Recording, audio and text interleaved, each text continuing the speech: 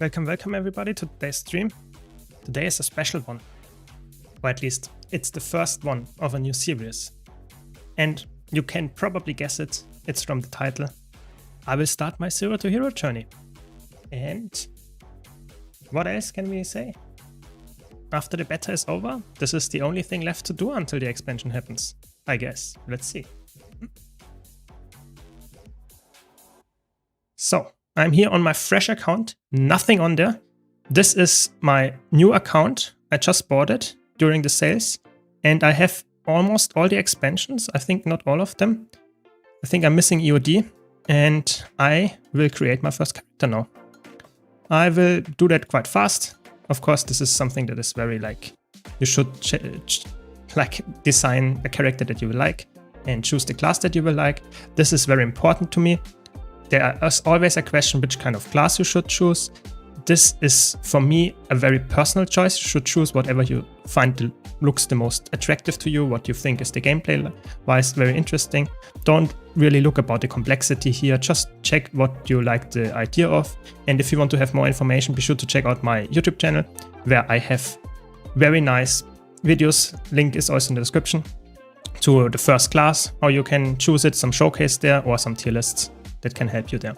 But I, in this video, will go for Mesmer, but with a big change, because I will level my Mesmer or as normal, and I will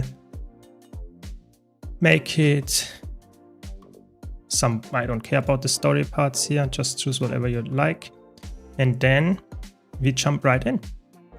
And I will also level the character normally. We'll get to that in a second.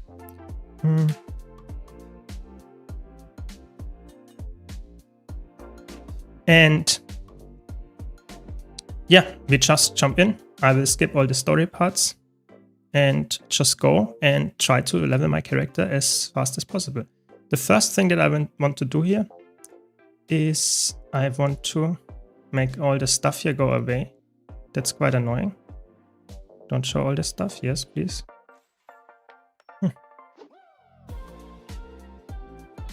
Thanks. And then I guess I accept the gift that I get from the trading post company. Okay. Some free stuff. Vanguard cape. Okay. And then I want to change my keybinds. That's very important. That you should also do that at some point very early. You should change your keybinds so that you actually have keybinds that are changing to what you actually like. Yeah. So also the setup for all your health bars and stuff. I have a dedicated guide where I go over every single setting on my YouTube channel, so you can check that one out as well. I just go for the stuff that I notice right away and change that. But the first thing that I want to do is I change my keybinds to my, you can export and import that. That's why I have that so fast. Those are my keybinds for my mouse and stuff and for my keyboard.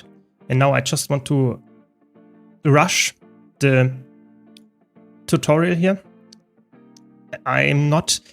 This is a Zero to Hero journey, yes, but I will not do it, so to say, as a normal player in that sense. I will not go for the main story. I will not do it like you would experience it the first time. I will explain everything that I do, but I will not, so to say, do the story as it is intended to do, so to say, always do the story missions, always listen to all the dialogues and stuff. I want to do it quite efficiently so that I actually get my goal until the expansion drops in exactly 2 months. That's the idea. I want to get this done before the expansion drops, so I'm not done in that sense, but I will try to reach the goal, which is getting the first legendary before the expansion drops. So I will try to get the legendary in the first 2 months of creating this account. That's the idea. Welcome everyone. Welcome. Hope you had a nice day. I'm just explaining what the whole thing is, Zero to Hero, how it works, what my goals are, and just how it works. As always, let me know any question, any comments, any feedback in the comments in the chat. I'm always happy to answer that, of course. I'm just always also trying to explain the stuff that I'm doing. So without any questions asked, I will try to explain what I'm doing. But of course, there might be something that I'm just completely overlooking because I take it for granted as a veteran. So please don't hesitate, always ask, always like let me know I'm doing something that is not like completely clear to you why this is the case. And there we go. That's the first story mission done. I don't know how long this took, like 1 minute or something. You can skip to the end boss if you really wanted to. Really easy. Welcome, Tornado. Welcome, welcome. Will you do some YouTube videos about the project? Yes, of course. I will. This will take like all my stream time until the expansion drops, and I will try to put that in multiple videos so that it's a nice video format, like, I don't know, maybe 10 to 25 minutes or something per video. We will see how much I can edit it together and stuff. And then I will put this in a, so to say, series. And I hope that this will be a well-received series. Yeah, this is the whole idea. There we go, level 2 already. And let's see how it goes. Yeah. But this is, so to say, the live stream where I do everything. You can see every single minute of this account, how it works, how it looks. And I will just go over some things that I really want to change now. So for example, I want, this unlocks at level 80. Oh no, oh no. That's not good. I have to get level 80 then very fast. The reason is I really want to get the Wizard's Vault stuff going. So we have to get the level 80 very fast. So let's walk a bit. And let's check our keybinds and stuff, what I want to change. Profanity filter normal. Okay, I guess I set it to maximum just in case. I don't want to have problems here in my stream. That's what else do we want? AOE load. That's okay. That's okay. Show skill recharge, very important. And let's this on. And this looks quite good. Let's see, field of view always to the maximum. Enable camera shank. I hate that setting. I always turn that off. I don't like first person camera either. I like the free camera and enable camera teleportation. Just going over some things that I like to do. Auto targeting on, melee attack assistant off, very good. And allow skill retargeting, I like that setting. Auto targeting I don't like, that's what I turn off. Stop auto taking on target change, I guess. Standard element models I turn on. And I like to have this one, and I think that's like, it's like how I want to do it. And now I will just try to get the first quest done. And we will try to level as fast as I can, but of course it's not like, it will take a while. I would be able to use the level 80 boost, but I would not recommend to use the level 80 boost on your first character. It's one of the most important things. I think if you want to enjoy the game as it is meant to be enjoyed, I think that's way better for you in the learning experience. If you can't stand leveling in competitive or in MMOs, then sure, skip with that. But I would not recommend doing that. I think it's way better to experience your first character how it is meant to be experienced and learn slowly every single attack, how it works, and just get to know like everything in a slow pace and not like expect everything in one hit and then you are completely confused, you don't get anything how it works. I would not recommend it. But of course, it's possible. You get those by purchasing any expansion.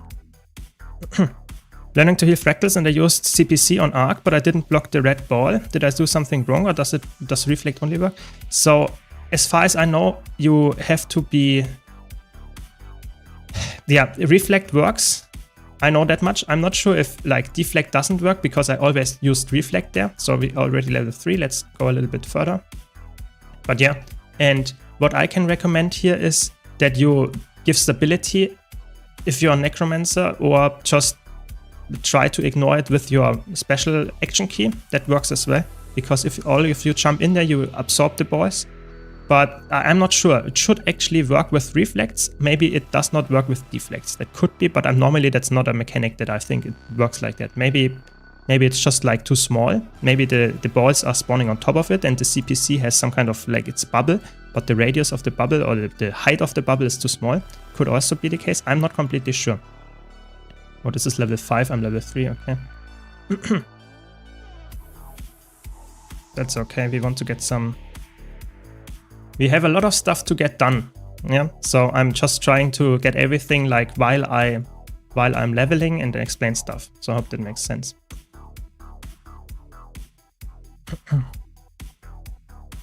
Is there something special with why you choose Mesmer? So I just chose a specific like class that I'm quite comfortable with. Obviously I play all classes. It chose something that is somewhat close to me. I like to play, and I chose it because I want to have something that is actually not only quite useful, but I can also use later. Then, for example, in my fractal journey, I really want to go get fractals done very fast.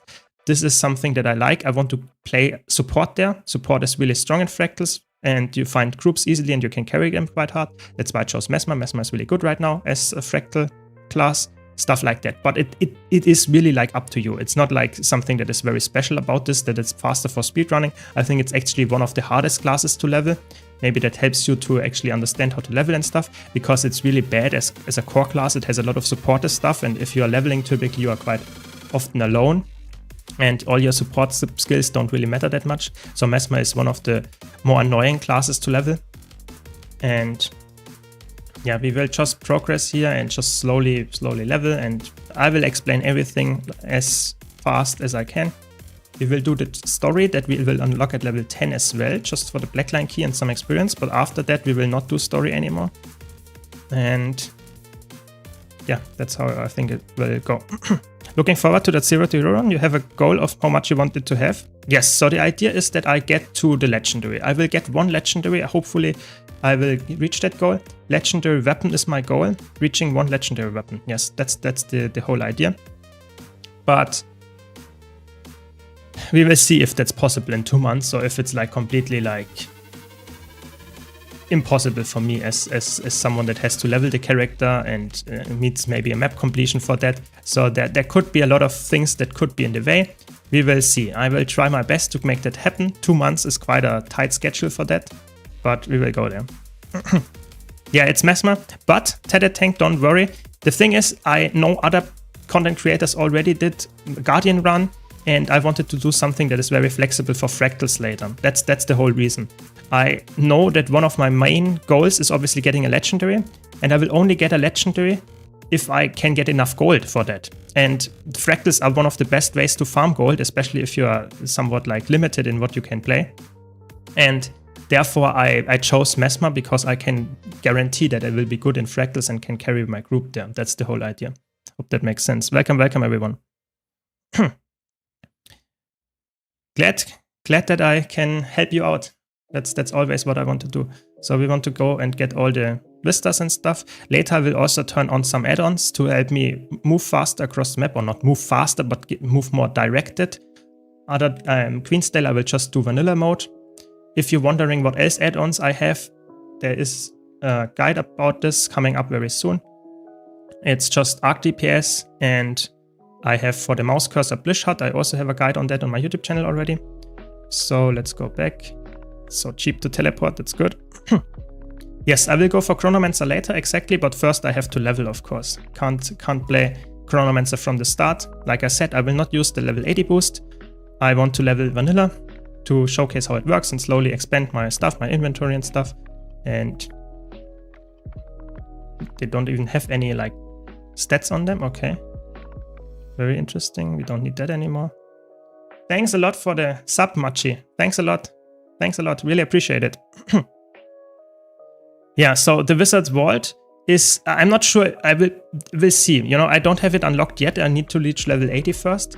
But I will definitely, I think I will use the Wizard's Vault as well, because it's probably a core feature that people have. You know, you will not get that, so I think it makes sense to use it. But if you can give me an argument why I should not use the Wizard's Vault to get the legendary, then maybe I will change the opinion. Just like saying right now, I think it makes sense. People would have that as well. So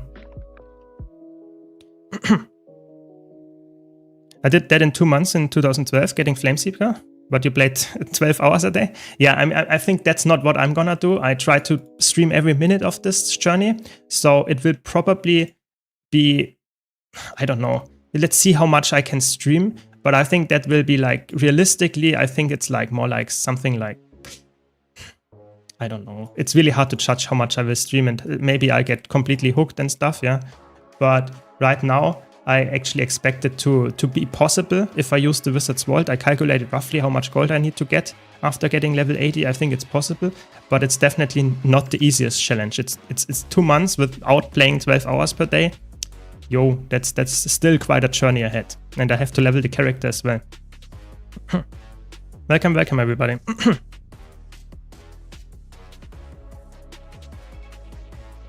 Yeah, my character is moving pretty fast. That is just because I have the field of view and stuff turned out, like to maximum and stuff. Other than that, I'm just like very accustomed to the game and can, like, so to say, have the settings and everything like how I like it to have.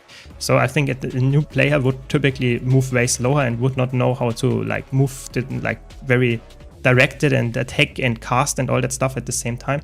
But yeah, you will understand it slowly. Can I not turn in the apples? Okay. Yeah, the beginning part is quite boring. I'm just doing the quests, doing the map completion of like this map here, Queensdale. And slowly from there, I will also go and do other map completions and just level my character to as fast as I can. Perfect. I mean, it's so good that you wanted to start a Mesmer because now you can just follow along the journey. There we go. We got the quest done. We are level 6 and we can choose a great sword. Let's go the ranged weapon. And we can equip it. Very good. We can equip these boots and we can open those. So as always, if you have any questions why I'm doing specific things, let me know. I will try to explain what I'm doing most of the time, but of course I'm a veteran, so sometimes I forget something that is very like second nature to me. I might forget something. You can have Arc DPS and Bliss Shot. Yes, that is possible. You can even have other add-ons on top of that. The important part is just that it's not like that it's not breaking each other. So yes, it's possible. It's possible. You just have to install them correctly and it should work. Yes, that's very typical, to be honest, that you can have multiple add-ons on because they are not really necessarily, how is it called, mutually exclusive to each other. Yes, I like to have both of them on. Oh. How fast do you think you get to hero? So I think it depends what definition of a hero is, but my goal is, like I said, 2 months until the expansion drops. That's like the biggest like thing for me. The expansion is like where I change back to my main account. It doesn't matter if I reach the goal or not. That doesn't mean I will never come back to my account here, but I will definitely not like play this account during the expansion drop. Yeah, that makes sense. So I hope that's understandable. Other than that, I expect to be level 80 in the first few like streams for sure, and then start my, so to say, gold farming and just map completion journey and stuff like that. I would consider myself or the character, the account, as a hero when I have my first legendary. I think that's something that makes sense, or maybe full ascended gear if you really wanted to say that. But other than that, I think this is, you would not stop before that. Yeah. Welcome, welcome. Yes, this is a completely fresh account. I have nothing on this account. You can see by my achievement points. I just bought it and it's 20 achievement points. Yeah, nothing on there. And now I want to go and what there, I guess. What's the best way to get tier 6 mats for legendaries? So the best way to get anything that you need for legendaries, typically that has a gold value, is buy it from the TP. Yes, that's a boring answer, but that's the truth there. Why is that? Because you can farm gold way more efficiently than farming a specific material. If you, however, want to convert specific currency, that can still be quite worthwhile. So for example, volatile magic can be very worthwhile to convert. What else can be worthwhile to convert? You can, of course, use your Eternal Ice Shards that you can get, for example, from the Iceblood Saga Strike mission and the chests in Biora Marches and stuff. Those you can convert into tier 6 mats as well. But in general, I would always recommend like buying tier 6 mats if you don't have enough of those from the trading post.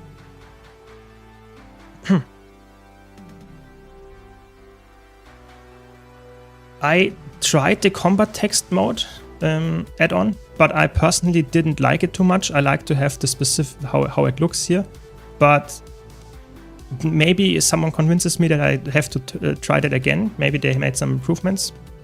Yeah, I like to have the combat shown as it is, because personally I actually like the combat design and how it feels and looks in Guild Wars 2 quite well in the vanilla version. This is on EU. This is on EU.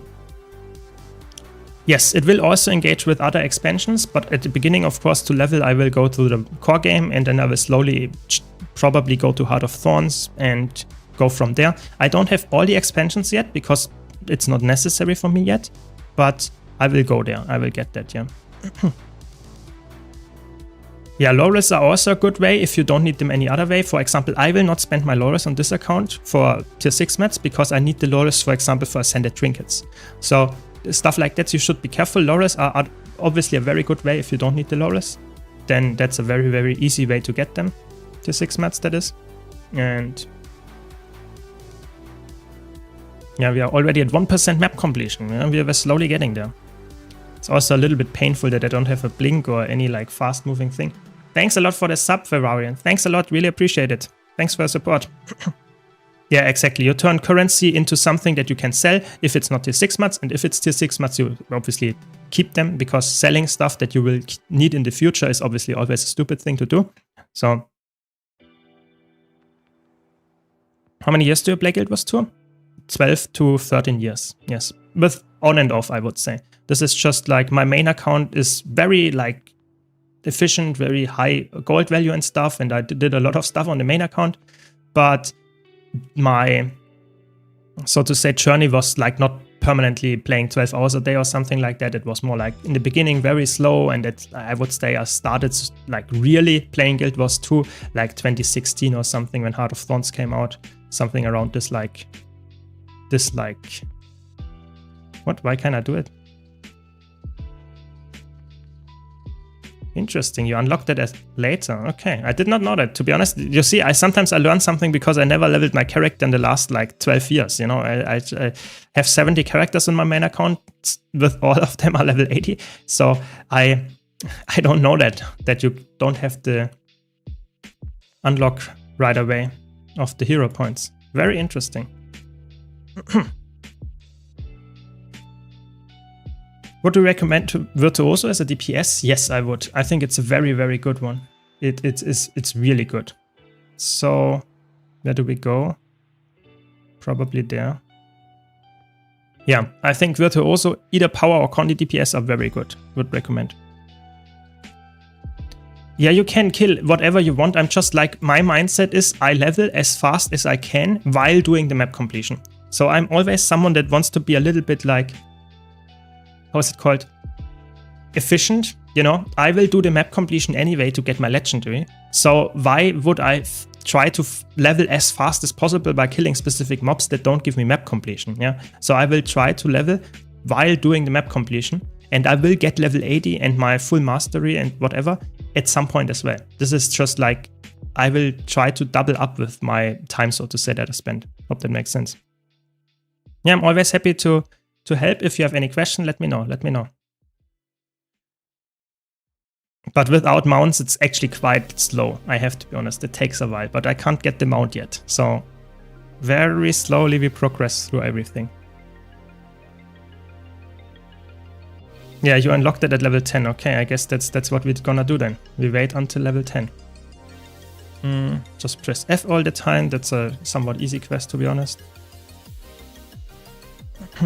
What's the primary use for Laurels? So Laurels are classically like a thing that you will get every single day before the Wizard's World. Now it's like more you get it at some point in the Wizard's World. It was some kind of like login reward, and it doesn't have a primary use anymore. You can get it Ascended Gear with it. You can get some gold out of it by transferring like it to tier 6 mats. That's about it. I personally would say it's not the most like useful currency anymore, because it's just like outdated. You can get either gold or the Ascended Gear, and you can also get some other good stuff there, like minis or whatever you want. But I personally would say it's not the, I don't know, I would not say that has a primary use anymore. It's really a little bit like nostalgic currency only. Yeah. After I'm done with the spear, I'm gonna go all raids. I plan to learn Condi and Power Quickness Herald and Condi Renegade. That makes sense. That's good. Yeah, that's very good. Yeah, 40k DPS is a Condi Renegade without infusions. It's good. That's good. That's very good. Yeah, it has, I think, 32 to 43k DPS. So good job that you can upkeep 40k.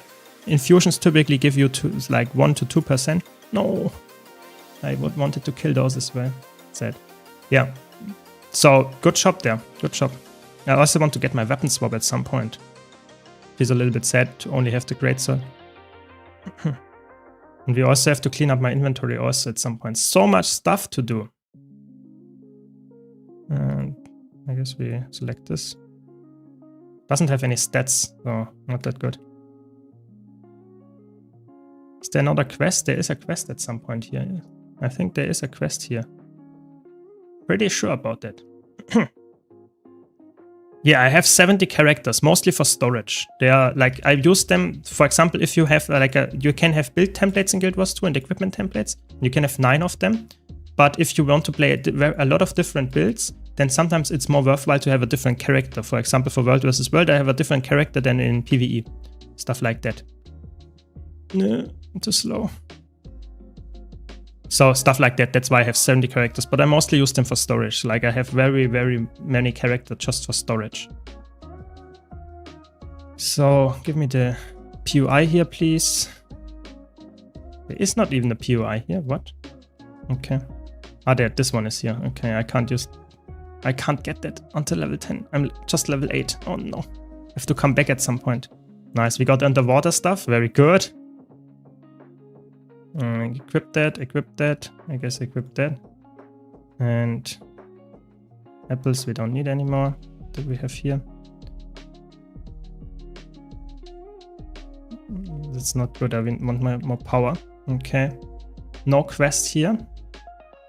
Okay, let's progress a bit further. And we will slowly get to a point where we can move faster. I think at level 10 we unlock, at level 11. Oh.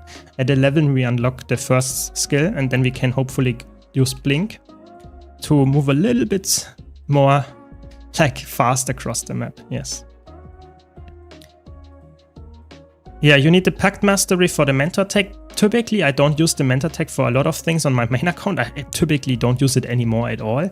So we will see if I use it here quite a lot or not. But I obviously don't have the Commander tag either.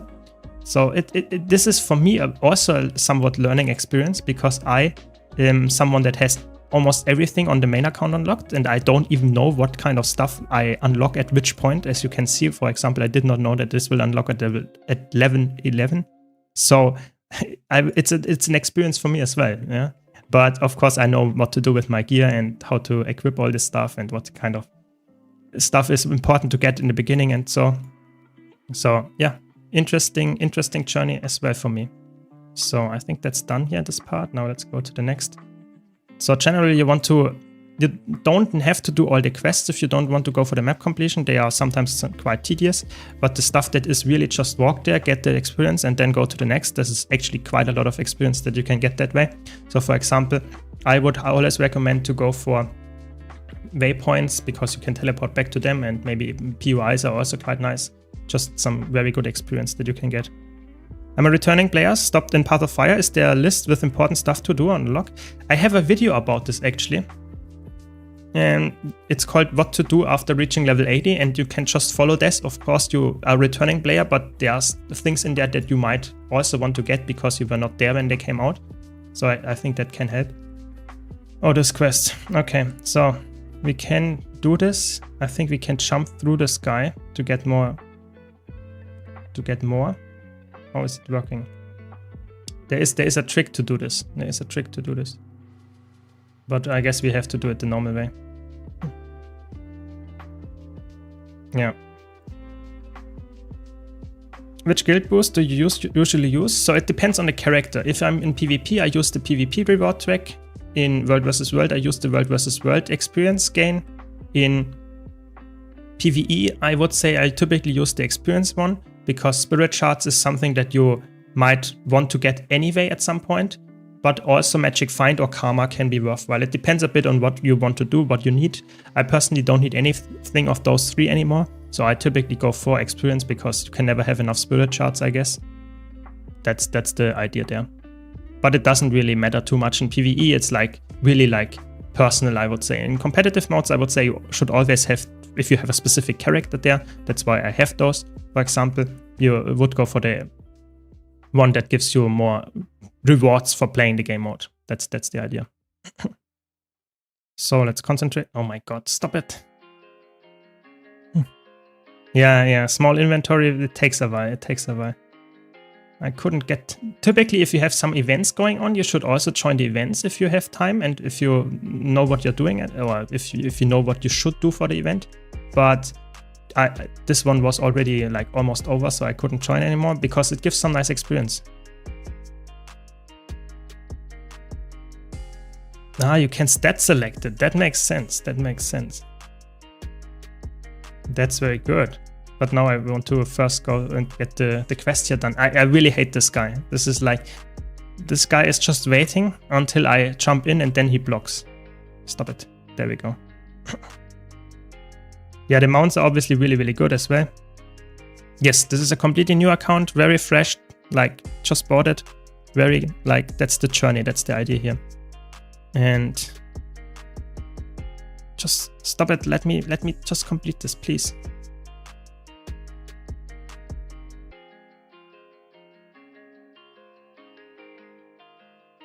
This is a huge guy. It's crazy. Huge character. It's a Norn, I guess.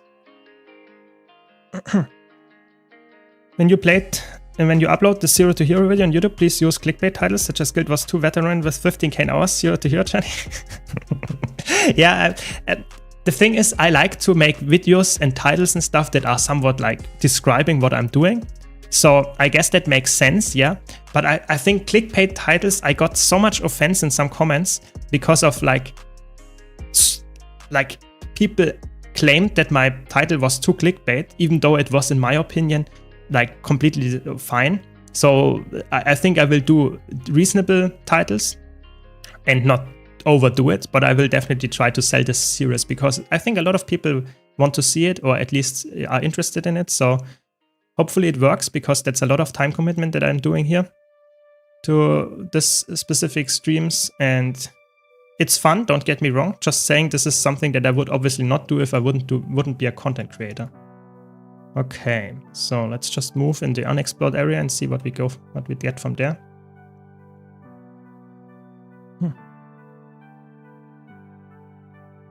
Yeah, thanks. Always happy to help. Welcome, Snowbleach. Yeah, I mean, I was just surprised, you know. I'm normally not looking at characters that much, but this guy was like quite big. We have some mobs to kill. That's always good.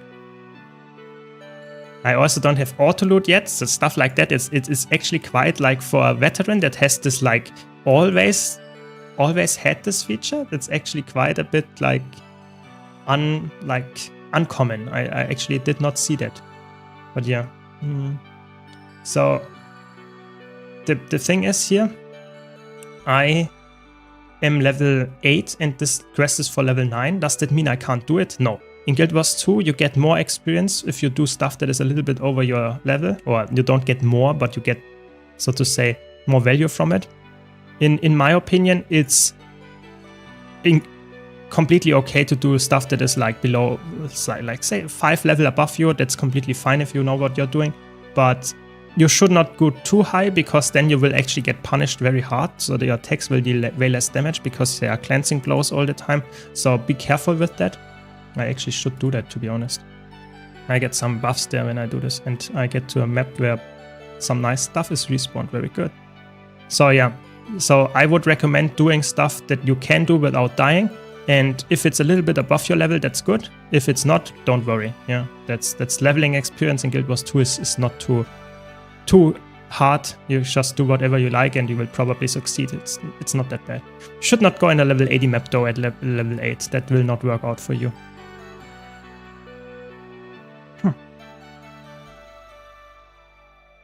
Yeah, maybe at some point we will join and see people from the stream on the map, but it doesn't matter, especially in the beginning areas, in the starting areas, starting zones. There is so many like activity and players around. There's always someone. I think it's actually true for almost all the maps. So don't worry too much. You will find something that is like there is someone to play with, I would say. Guild Wars 2 in that regard is actually really nice. There's always someone that is like willing to help. Even in the middle of the night in the like oldest zones, there is typically someone that is actually playing.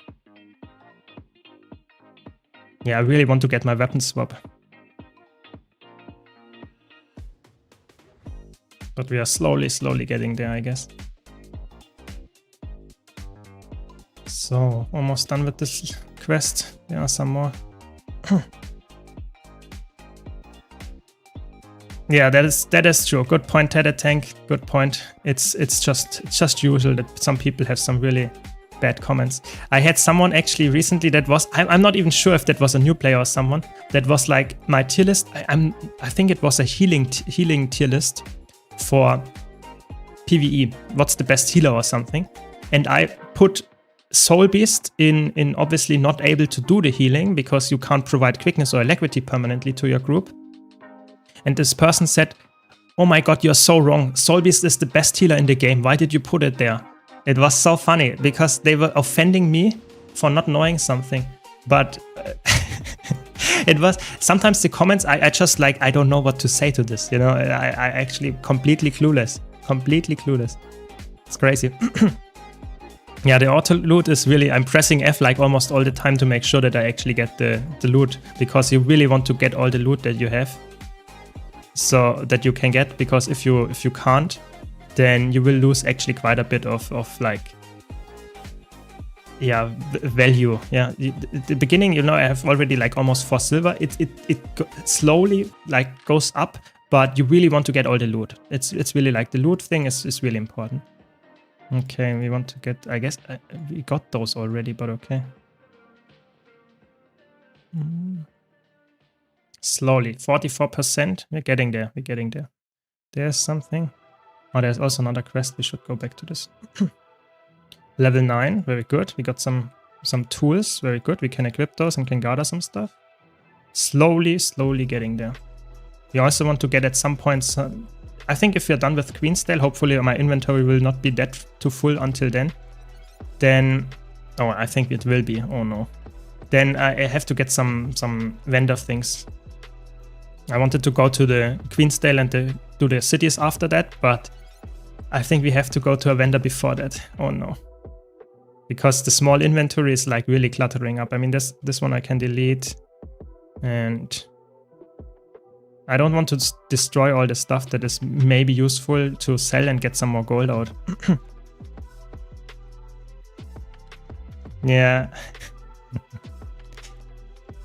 Yeah, that's true. I mean, there are a lot of clickbaity titles around, so I guess I'm fine. My titles are not too clickbaity. They are somewhat like making you intrigued and interested in the video, but not too bad, I hope. I think there should be a middle ground there. Okay, we did it. So where do we go next? There's another one. Maybe we can go there. Yeah, they healed on a Soul Beast in tier 1 fractals. Yeah, it's really fun to me because Soul Beast is not even someone that actually that class doesn't provide any healing baseline. It's like what? But okay. I mean, sometimes it's like they don't know better. That's, I guess, how it goes. Nice, we got it. That's a little bit sad in the starting zone sometimes, that there are so many people around that there is almost nothing to hit for the quests.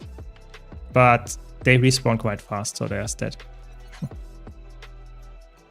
Best healer is Virtuoso, obviously. Yeah, that's true.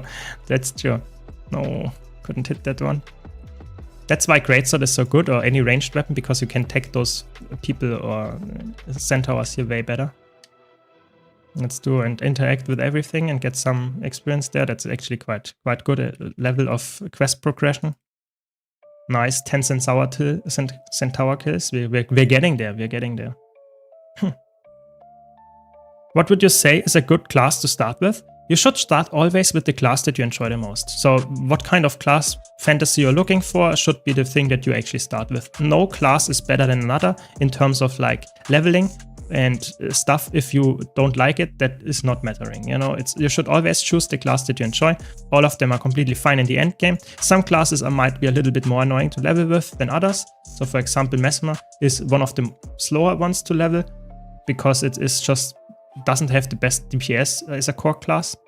and sometimes you have to like, you can't progress as fast as, for example, a thief because you're slower, but it does not matter in the long run. You should choose the class that you like, especially if you like started from scratch and want to experience the game. You should enjoy the class fantasy and stuff. That's really important. Yes. I've been on break for so long, I'm lost on my old character. I'll probably make a fresh character and level it to reignite some purpose. Nice. We are level 10. Very good. We unlocked the hero points and weapon swapping. Everything all at once. Ooh, we also unlocked the raptor. Do we really have the raptor already? That's crazy. That's like such a quality of life. That's actually insane. Oh, that was the free thing. Very good. That's crazy. That's absolutely crazy, to be honest. Can I not equip a back item? I think I can't equip a back item yet. Oh no. But now we are way faster. That's like, when I first started playing the game, there was no mount in the game, and now we can move so fast. That's crazy. That's insane. The value, insane. I will go for Chronomancer, but I will try to get all of them, of course. So Chronomancer just because I like to have the healing option. I want to play Fractals to get my gold for the Legendary, which is my end goal here for this account. So I want to play Fractals, and obviously in Fractals, especially in low-level Fractals, it's way better if you are able to, yeah, just be carrying the group by playing the healer and stuff. Hope that makes sense. But Chronomancer can easily also play offensive, so that helps on top of that as well. So let's go there. Welcome, Kyla. Welcome, welcome. Yeah, it's a great time, you know, great time. Yeah, I mean, obviously, it's for me, it's more like I'm restarting Guild Wars 2. Obviously, I have an account that is like, I'm a Guild Wars 2 content creator and I know a lot about the game. This is just, so to say, my journey, my way to zero to hero again, and see how much I can help people that are actually somewhat new to the game and don't exactly know what they are doing. And I can help them by doing this, creating this, I don't know, long guide series, stream series, where I showcase everything that you would also experience if you start the game, and just showcase how it works. I really want to get auto loot. That's actually crazy. Yeah, Prismatic Regalia is also very, very good. I'm not sure if I will go for that one in the beginning on this journey here. I will definitely go at some point probably, because it's just a free legendary amulet. You know, that's obviously crazy good. But right now, I think it's not the most urgent thing, because especially if you only have one character, the legendary trinket is not like absolutely necessary. But definitely a good thing to get. Definitely a good thing to get. So there's the quest. Let's finish the quest. And at level 11, we can finally get Blink, I guess. There's another one. Very good. As always, if you have any questions, just let me know. I'm always happy to answer those. And hopefully I can then answer them. Sometimes I don't know. You know, sometimes you have a question that I even don't know about. There we go. We got it. Now we go to the next one. Then this one is a bit annoying with the drakes. But we will get there. No, it's not free to play, because I think the free to play option is really nice to try out the game. But in my opinion, Guild Wars 2 is not free to play. Guild Wars 2 is a free trial. So you start the game with, so to say, heavy restrictions, and you can level to level 80 and explore some criteria maps and stuff. But I personally would always recommend to purchase the expansion at some point. Any of them, just one is good enough. Because I think you really want to use the trading post, you really want to experience, like, for example, getting the mount and stuff like that. I personally think it's actually, you can try it. If you enjoyed it, what you see in the first few hours, you can then purchase the expansion. That's how I would do it personally. Exactly. I would definitely go for Chronomancer, because I can play DPS, I can play Boon, I can play heal, all of that good stuff. That's why I really want to go for Chronomancer. But that's why I want to be in newer groups. I probably will play the quick DPS or something, or the alacrity DPS. But if you get in higher fractal levels, then it's in my opinion way smarter to actually go for stuff that, for example, can carry the group if they are struggling. Especially tier 3 will be really painful because they are obviously not the best players and just still get quite hard mechanics already. So I really want to have the option to be a healer. Doesn't mean that I will do it all the time, but I will want to have the option. So I'm still like leveling, and after that I will probably get some exotic berserker gear, and I will get some ascended healing gear because that's a little bit more annoying to get than the berserker gear, I would guess. We will see, we will see. First we level, that's the first thing that we do. And after that we can see what we're gonna do. But one thing that I also want to get is definitely the Wizard's World stuff, because Wizard's World is amazing. It gives you so much gold passively just from playing the game. Highly recommend that as soon as possible to do the dailies there. I will set it to PvP actually. Why is that? Because PvP is to some extent very important for me, because it's really easy to get the dailies. You know, if your first character is like you level it and you want, or you are level 80 and you want to get some stuff done, then sometimes the dailies in PvE, World versus World even, are really hard to achieve.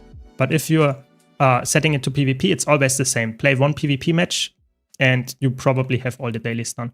So that's why I really want to set it to PvP and just get some passive gold from that as well.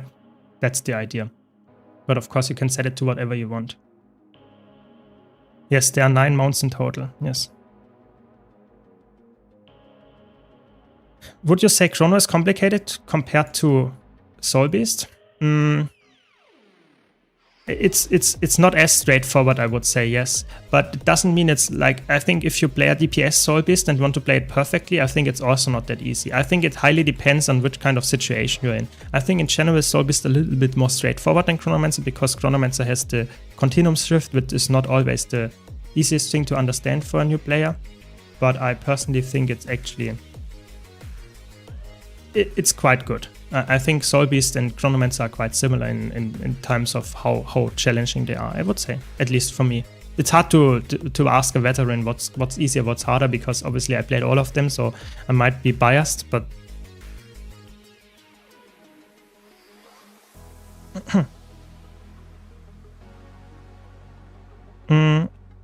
I'm starting playing, but took Guardian. Would you say it's better to take Mesmer over it? No, I think Guardian is probably one of the best classes to start with.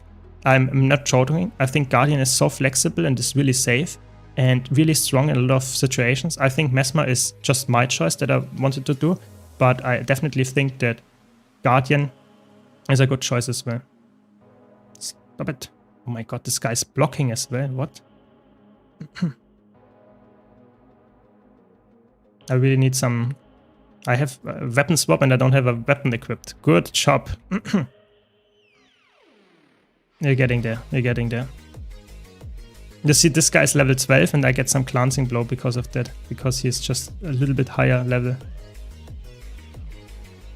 If you are too high of a level, then at some point you will only get glancing blows and they will also deal more damage to you. Okay, my inventory is almost full. That's not good. So equip a sword in the offhand. We also want to equip this one. And we want to get a merchant. Is this a merchant? Better than... Okay. We want to equip this sword over the other one. Doesn't really matter too much, to be honest. Sword, I guess.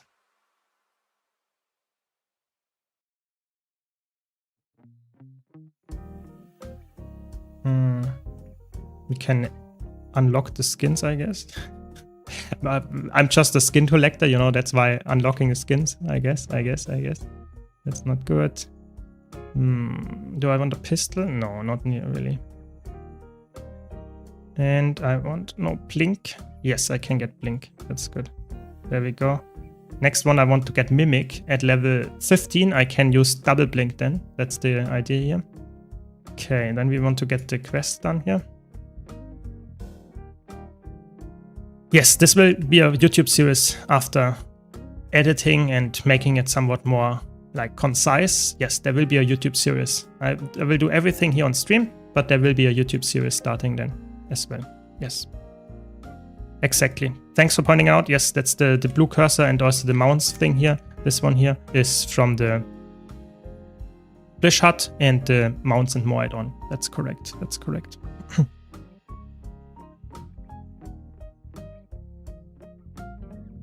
As an intermediate player, I'd say Chrono is a bit harder, but no class is that hard with practice. Yeah, I would say so. I think Guild Wars 2 actually makes quite a good job in terms of like making classes somewhat good and easy to get into, but to master some of them is way harder than you might imagine. So for example, mastering Chronomancer, even though it's not too hard to get into, is actually not that easy. The same goes, for example, for Weaver. The same goes, there are so many different things that actually are somewhat like decently easy to get into, but it's actually not that hard, not that easy to master, I would say. Yeah, questing in Guild Wars 2 in the starting areas is mostly pressing F. Mostly pressing F. There's another one. There we go. Very slowly. Another one. Sometimes if you don't see anything to interact with anymore, it might be worthwhile to just leave and come back at a later point because it will respawn at some point. So, what was that?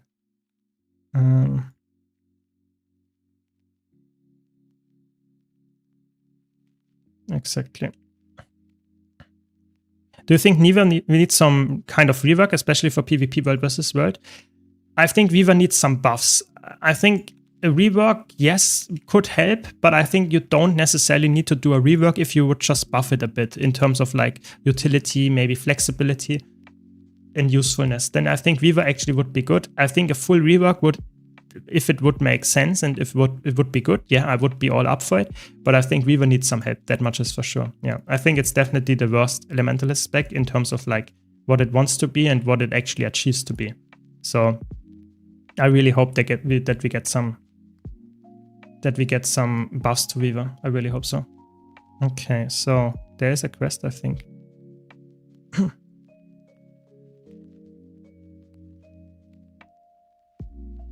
Yes, exactly. The end goal would be crafting a legendary. Exactly. That is probably that's a challenge. Let me tell you, before the expansion drops, it's quite a challenge. But I will try to make it work. We will see how far I can get. Maybe I will not be able to do it. I hope I will, but we will see. There's another quest. Okay, let's go to this one first, I guess.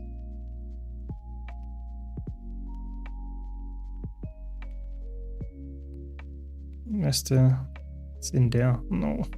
There we go. And what kind of quest is... Okay, killing centaurs. That's good enough for me. Where are they? Okay. Come on. It's a little bit sad if they are on respawn. I think they are in there. They should be in there, but there is none. Oh no. Okay, they captured it.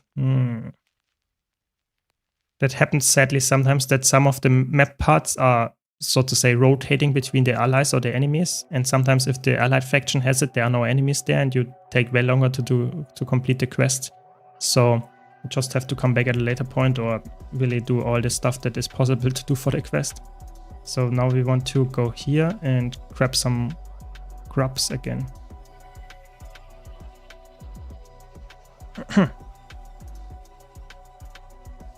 Yes, I would probably go for a legendary weapon. That's the idea. And let's see if I can make that work. Typically, legendary is quite a time investment.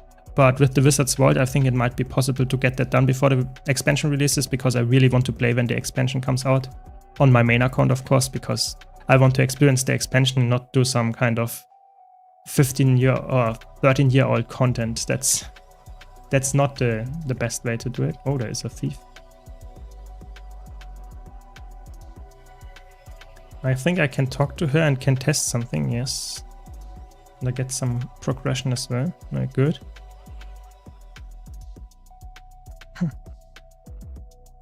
Okay, let's see. We are slowly getting there. Slowly getting there.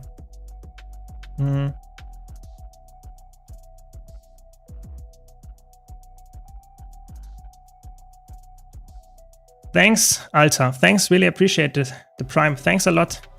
Didn't see it earlier. I was so busy doing the map completion. Thanks a lot. Really appreciate the support. Hope you enjoy the stream. Yeah, exactly. At some point, you know, it's not like Corteria is bad. Don't get me wrong. I'm just saying this is like old content, and at some point you want to be done with it. So I will do the map completion, and that's about it. I think I will not like stick too long in Corteria.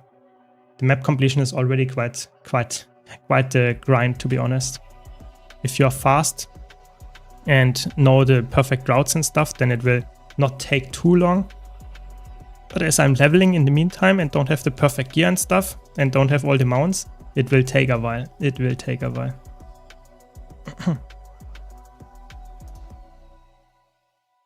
What's the easiest legendary item you can get in your opinion? What's the easiest item to get? That's a good question. I mean, obviously could go for the cheapest one. That would be, so to say, the easiest, because you don't need any gold grind for that one.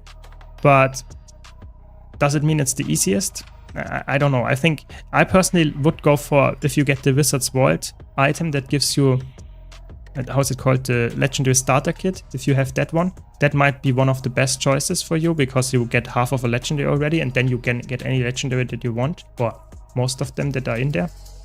So I think that's definitely worthwhile doing. But I think you could make an argument, for example, Legendary Rune or stuff like that is better, because it's quite easy to get, but you would not have any value from having one Legendary Rune, I would say. So yeah, I don't know. It's hard to actually answer. I think Prismatic Regalia might be a good choice as well, because it's free, but it's actually quite a grind on, like, I would say. It's not the easiest one to like say, I will get this in a few hours. It takes a while. It's definitely something that is not the fastest, I would say. But it's free. So if you don't have any gold to spend, that you can do that in the meantime while farming gold as well. So I would say definitely go for it. It's a free legendary, the only one in the game actually. I'm starting the back piece at infinitum. Yeah, it's also a grind, but I think it's one of the better grinds actually. I think the Fractal Legendary Backpack is one of the, I wouldn't say easiest ones, but it's definitely less of a grind than, for example, Aurochs or even worse, Aurora or Vision. Those are way more grindy. I will take that because and I get my first Salvage Kit. That's very good. I can clean up my inventory now. Do I have boots? No. Delete everything that we don't need. Enhanced Mighty Boots. Okay, let's use those and customize them. Yep, that's better. Okay, we are cleaning the inventory a bit. The Savage Kit helped. Okay, we are at 70%. Okay, we are slowly getting there, and we are already at level 12. So not too bad, not too bad. Let's see how far I can get today in this stream. Yeah, Legendary Armor could also be a good legendary to go for. The thing is, if you... I think the PvP one, World vs. World one, you should always think about what game mode you actually enjoy playing. If you don't enjoy a specific game mode, even though it might be the fastest, like objectively, that doesn't mean you should play this game mode. If you don't enjoy PvP at all, you should not get the PvP Legendary Armor. I hope that makes sense. But that's just my take as someone that actually plays a lot of PvP. I think PvP is actually a good place to play and get the Legendary Armor. I really think so. But definitely understandable if you don't like PvP. Yeah, let's go there. We haven't explored that area yet. Yeah, that's a good point as well. I mean, you always should think about, if you... In Guild Wars 2, people don't like to hear that, but you can purchase gold in Guild Wars 2 with real money. And if you want to get a legendary, but you don't like to spend time farming in the game, then it might be faster for you if you can actually afford it to spend some real money on the game and get the gold this way. I'm not saying this is the best way to do it, I'm just saying this might be something that is worthwhile considering. because sometimes it's like you really dislike grinding gold in Guild Wars 2, but you still want to get Legendary Twilights, then that might be the faster and more painless way. I hope that makes sense.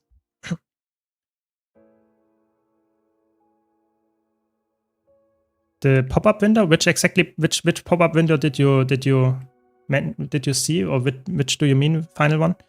I'm not completely sure. But I mean, typically you just click on it and then you say don't show again, and then it's fine.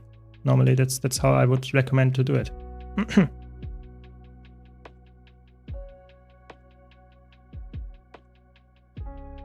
Yeah, so if you like, you can just, I just throw it out. So for example, this one I don't need anymore. I just throw it out and then I say yes.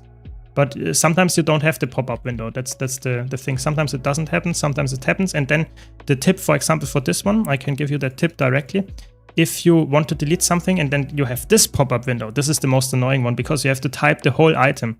You can just post this item by pressing Shift, and then it goes into your chat box here. You can see it. This is like how it looks then. And then I mark it and I copy it or delete it with Shift, with Control X. And then I delete it again, post it here again, remove the brackets, and I can delete it. That's so to say the fastest way to do that.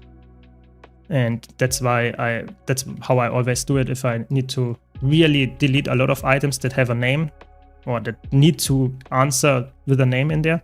It's really annoying because obviously I know what I'm doing. I want to delete it, but the game doesn't know that. So putting the whole name and typing it all the time, then probably you will also misspell it. So it's always better to to do it like that.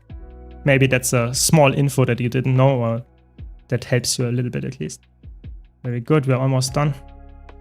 This guy is actually quite tanky.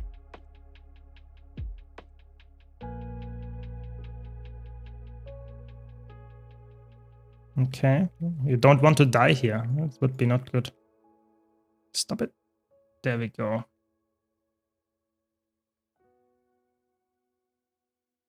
And then we kill this, and then we can mount again. Okay, there we go. The quickest grind is to work a real-life job? Yeah, that is true. That might be the fastest way, but it doesn't mean... You know, you should always think the game is something that is fun. If you enjoy playing the game, then it's way more fun than doing your job. If you don't enjoy doing your job, of course. So, in my opinion, it's really important that you find a way that is like enjoyable in the game to get some gold. You should not grind stuff that you don't enjoy at all. But if you have fun doing it, I mean, it's perfect. Okay. Do they count as well? Because it only says add-in. Let's check. Yes, they do. Okay.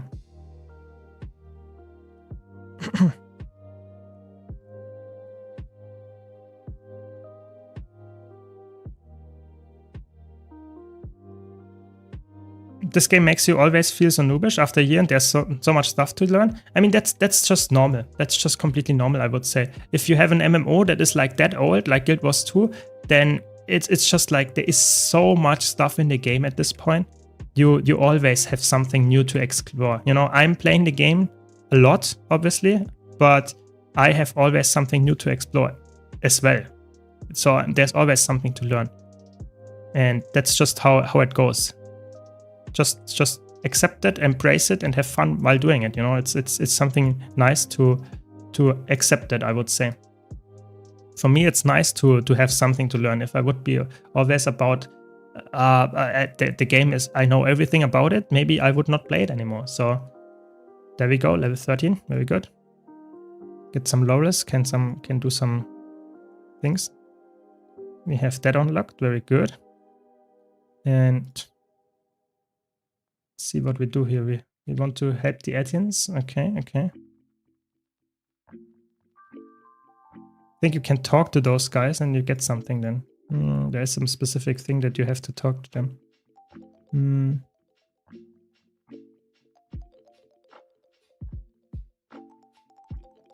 That's the thing that we activate later. Give me a second. No, that's not what I wanted. If you talk the correct thing to them, then you actually get the quest progression already. But this is a little bit not what I wanted. But okay, I will fight you then.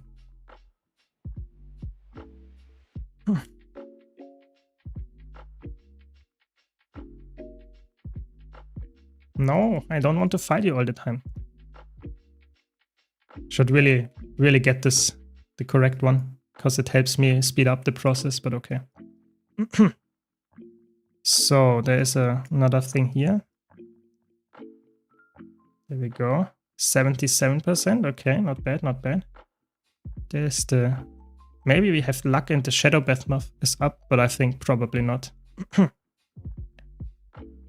Why Mesmer? I just think it's a very good choice in terms of flexibility for later content that I will do, but it doesn't really matter. You can choose whatever you like. I just chose Mesmer. I had Guardian and Necromancer in the thing as well, in the pool, so to say. But all of them, you could choose any class. It's really choose the class that you enjoy, and you will find a build and stuff that to play. I just like Mesmer because I can fill all the roles with a little bit of investment. I can fill all the roles, which is obviously way better than if I would have only one role, only DPS or something. That would not be ideal, because if I want to play fractals or whatever, then at some point I also want to make sure that I can carry the group, and on a DPS build it might be a little bit harder. Yes, I will do the pathing module. I just wanted to do the first map, so to say, in vanilla. That's the whole idea, Tedded. I will use the pathing module. Just wanted to do the first one in vanilla, so that I like showcase how it works, and don't say to a new player, oh, it's impossible to complete the map and without having any add-ons installed. That's the whole idea.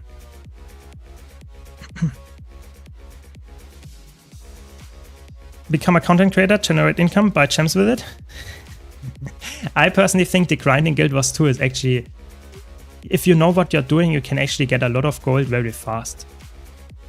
Like, if you really want to get gold, you know, if you want to commit a lot of time to getting gold, then you can actually get a decent amount of gold per day, and you can get legendaries like every few weeks. That's really like quite easy to do. But I would say become a content creator for Guild Wars 2 is always appreciated. We have so little amount of content creators. I'm always happy to get more of those. So be sure to do that if you are interested in that.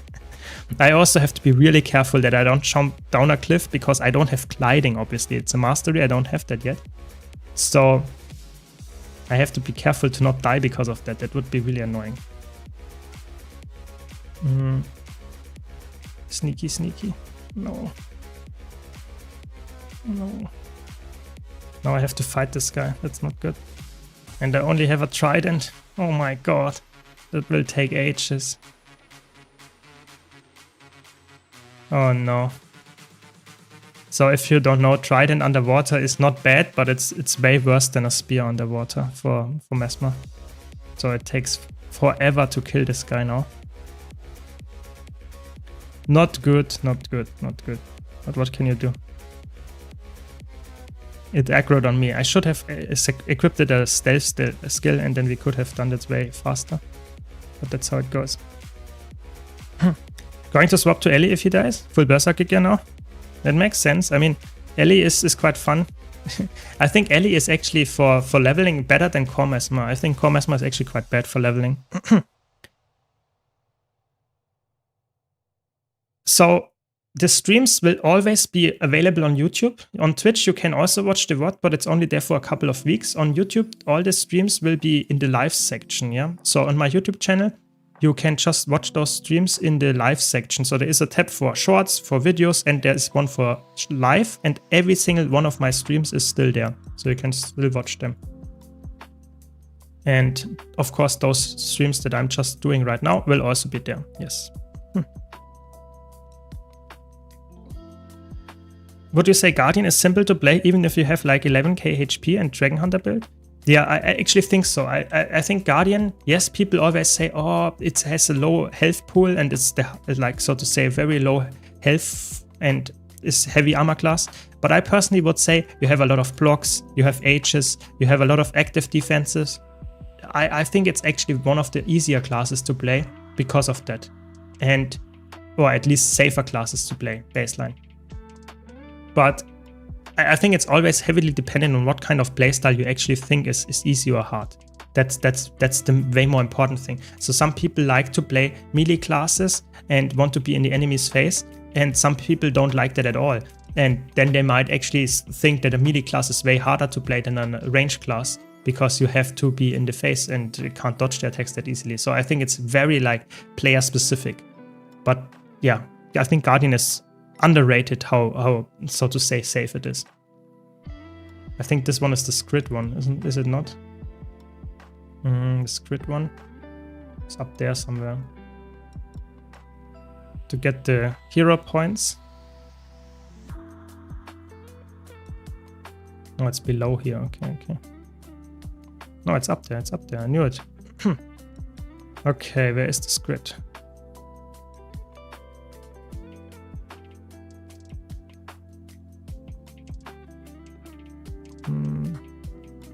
Come on. That's where you really want to have the sky scale. That's where you feel it. No, wait for me. Oh, that was so close. Okay, I did get it. That's good. That's why you have Blink all the time. What would be the fastest way to get legendary armor?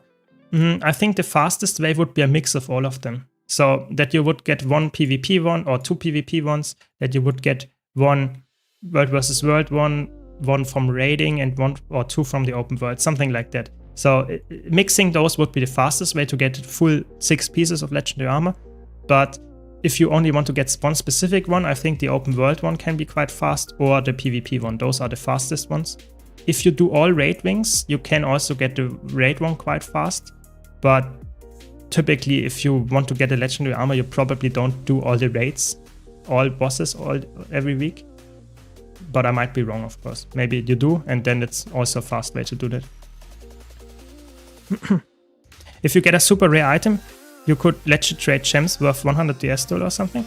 Yeah, I think if you get a really lucky drop in Guild Wars 2, you get actually a lot of value from it in the game itself. But to be honest, I played the game for quite a while and I never had a lucky drop. You know, maybe I'm unlucky.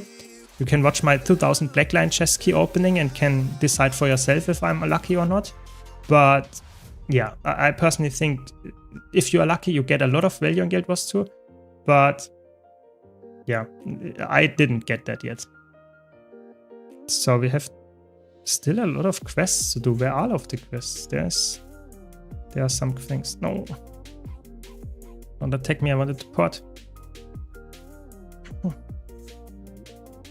So after this map, we will do the pathing module and it will be way faster, I would say. Way faster. There's another thing. Okay, some bandits, I guess.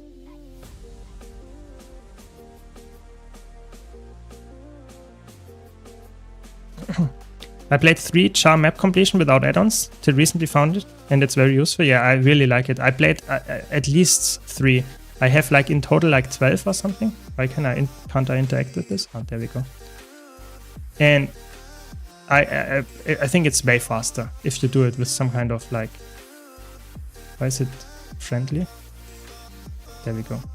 Yeah, I think it's quite a good add-on for just being more efficient. Of course, if you're playing for the first time, I would not recommend getting the pathing module in my opinion, because the exploration of the maps is actually quite fun in my opinion in the first playthrough.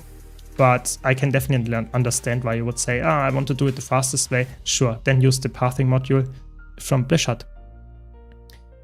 I do an own challenge at the moment, play the complete story and everything as a Weaver to see how much suffering I can take. Yeah, I mean, Weaver is definitely a hard choice there, tough choice, but I personally would say it's doable. I think the story instances, it's actually one of the easiest content in the game. Like, there are some parts of the maps, especially Heart of Thorns and Path of Fire, that are way harder than story instances. So I actually think it's way, like, people always think it's quite hard, but it's actually not. I think Weaver is actually a nice DPS build, and you will actually have some fun playing it during the story, if you enjoy doing the story, of course, that is. So where do we want to go now? I'm missing something. I don't know what I'm missing, but I'm missing 4 hearts. 4 hearts, and I think that somewhere here has to be one. Where is it? Is it not here somewhere? I thought it is the Drake one. This one is the Drake's. Somewhere is another one that I missed, but okay, whatever. There's an unexplored area. There are 2 hearts. And I need one more thing and then I'm good. Yeah, I think we get it there. There are no quote-unquote tanks in this game. Yes, that is true. There is no tank in the game. You barely need any tanks. It's only in raids sometimes that you need that. And it's not necessarily a specific class. It's more a specific build that you play then. That Guild Wars 2 is very special in that regard. You can like it, you can dislike it, whatever. But this is just the case, yeah. I have not played Mythic Plus in WoW. So I can't tell you. I'm not completely sold on it, but I'm also not against it. It depends heavily, if I had the specific group of players that I could play it with, I actually would be quite enjoying it, I guess. But if I would do it with randoms, I'm not sure if I would be enjoying it too much.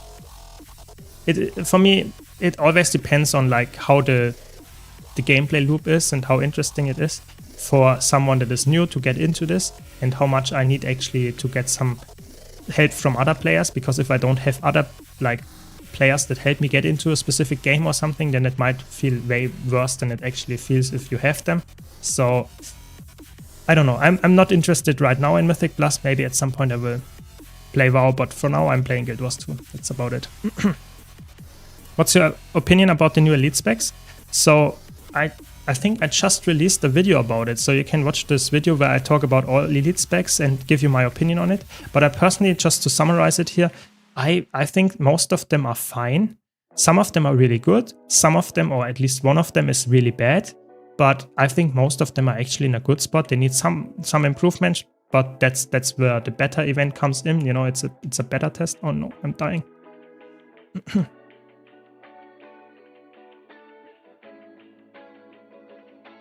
Nice. Insta rally. No one saw that. Yeah, but I think for example, Conduit needs some help, but Gale Shot and Amalgam are actually quite good, and Troubadour. So yeah, I think there are some that need some big help, like Conduit, but in general, I think that's what a better event is for. So I'm actually not too worried about them. Yes. Mighty Teapot did that as well, but it was a while ago, and he played Guardian, and I wanted to do a little bit more of an efficient way of doing it, so that's just a little bit of a different take there. Of course, you can also check out other content creators that did that and get even more help there, but yeah, that's the whole idea. Exactly, the goal is to get to level 80, play Fractals, get some gold, and buy a legendary, or craft a legendary rather. That's the general idea how I will do it, and then we will see how we go from there. Yes, exactly. So, slowly getting this quest done. This is one of the more annoying ones, to be honest. Because there are really just a small fraction of mobs that spawn that actually give you quest progression. That's always a bit annoying, but what can you do? There we go. Yes, you can do that, and it can, yeah, I think personally there is a lot of hidden features with hearts and stuff. I think one of the features that I would really like to have in the game would to show me where the part of the map is ending that is actually giving you quest progression. That would be amazing, seeing if I hover over the heart, that it shows in a specific area that shows me, this is the area where I can actually get some quest progression. I think that would be really cool, because sometimes you just walk out of it, kill all the mobs and get no progression at all. I think that would be amazing. Yes, this is a completely new account. I started playing the game from scratch just today on this account, and yeah, we will see how long I take to get a legendary. I have not seen that MMO yet. In other games, I always go for rogue assassin classes, but thief just doesn't click with me. Can you recommend another class to try out? I think if you like assassin classes, there are in Guild Wars 2, thief is obviously the most assassin-y feeling class. I think other than that, you could go for Guardian, because Guardian actually has a Willbender, which feels very assassin-y. If you don't like the Guardian Paladin style, oh my god, this guy one-shot my mobs. Other than that, I think what's also an assassin, maybe Revenant with Shiro Legend could feel like an assassin, like a power Revenant. And I would say Mesmer could feel like an assassin as well if you play Mirage or something, maybe. But I think obviously the class that is the most suited for an assassin playstyle is obviously Thief. It's like it has multiple elite specs that are very, very similar to some kind of assassin playstyle. So yeah, I think you would probably be the best off with Thief. But if you don't enjoy it, I have a video on my YouTube channel talking about on showcasing all the classes, so you can maybe get a look at all of the elite specs and how they look. Maybe you find something that is interesting for you that can help you. It's something called like choose your first class or something. You can just type !guides in the Twitch chat and then you will see all my guides, and there is also a link to this video as well. If you're on YouTube, you can just scroll down in the description of the YouTube stream and there is a link to all my guides in a spreadsheet. You can obviously search for it there and find it way easier than maybe on YouTube. No, obviously not all in one stream. It will be a journey over the next few months, and I will hopefully get it done before the expansion drops. Otherwise, I will stop when the expansion comes out and come back to it as soon as the expansion content is done, or I just feel like it. That's the whole idea. Hope that makes sense. Nice, that's good point, good point. So we will skip the heart, and where's the next one? I'm missing like 3 hearts, even though I only see 1. Where's the other one? I think somewhere here at the lake is something, but I'm not completely sure.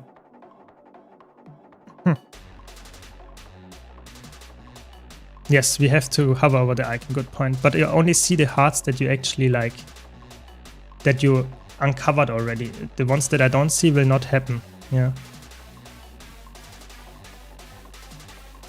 Okay.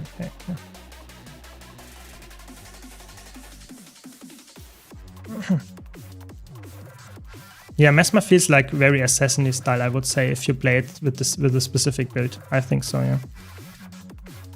I really had to go back to 0 to hero because I can't focus on what to do and abandon my first account thinking if Harbinger is a good all-around spec. It is to some extent. It is to some extent. I personally like Harbinger, but for in all game modes, but it is really like quite squishy. If you don't like that kind of playstyle, then that's the only thing that you give me. Oh, come on. That's not very helpful, my friend. Okay, where is the last one? There is it. That's what I wanted to go for. I knew there was a quest in the river thing here. Very good. That's where we go.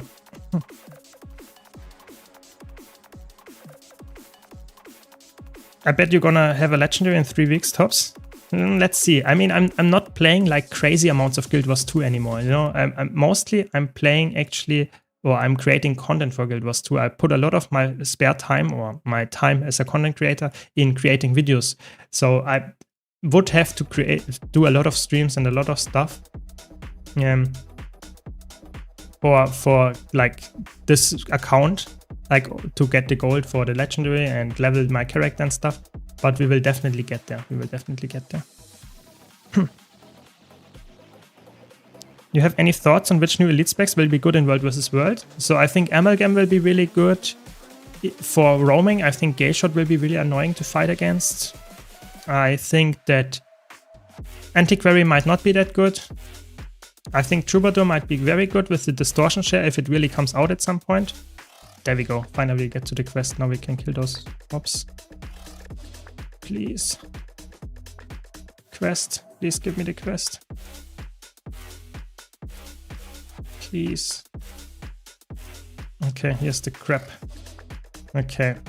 That's one of the most annoying quests in Queenstill, I have to be honest. I have to pull the crabs here in the cage.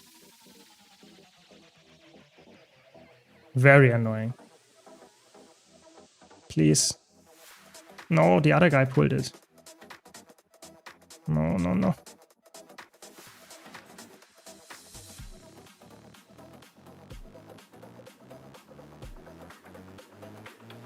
A bit more.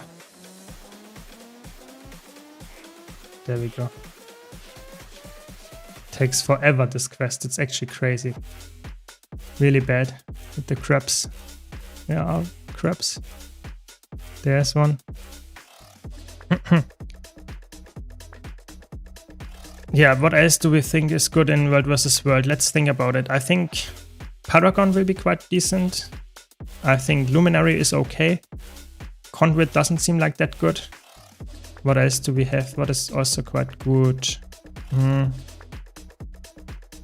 Evoker doesn't look like a very good spec for World vs. World, I would say. And Ritualist, yeah, maybe Ritualist, but I think the best ones will probably be Amalgam, I would say, and Gale Shot for roaming is quite fun.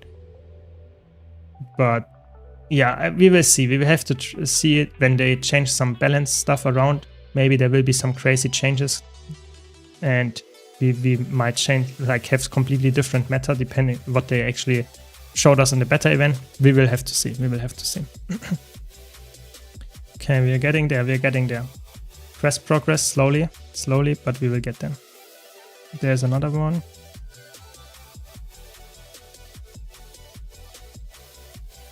Yeah, Taco can be helpful. I'm using Blishut. That's almost the same. And Blishut helps me because I have other add-ons installed as well, but Taco can also help you there, of course. Good point. I will just do the first map in vanilla mode, and then I will go to the real, so to say, fast way with the add-ons. This guy is just ignoring me, I guess. This crap, it's completely like, okay, I don't care. I think one or two more. There's another one. It's already pulled. I'm using a level 80 boost on my first character to not bother on equips and loot level 80 items while clear the full Tyria to learn the game is a good thing. Yeah, I mean, you can do it like that. I think, personally, I think it's one of the best ways to learn the game is by slowly learning every single attack, playing it how you think it's like you want to try out different builds, different attacks and stuff. So I think that's something that I would recommend. But if you want to be level 80 at the beginning, sure. Okay, so let's check. Where did we not yet walk to get the quest unlocks? There's one. Where's the last one?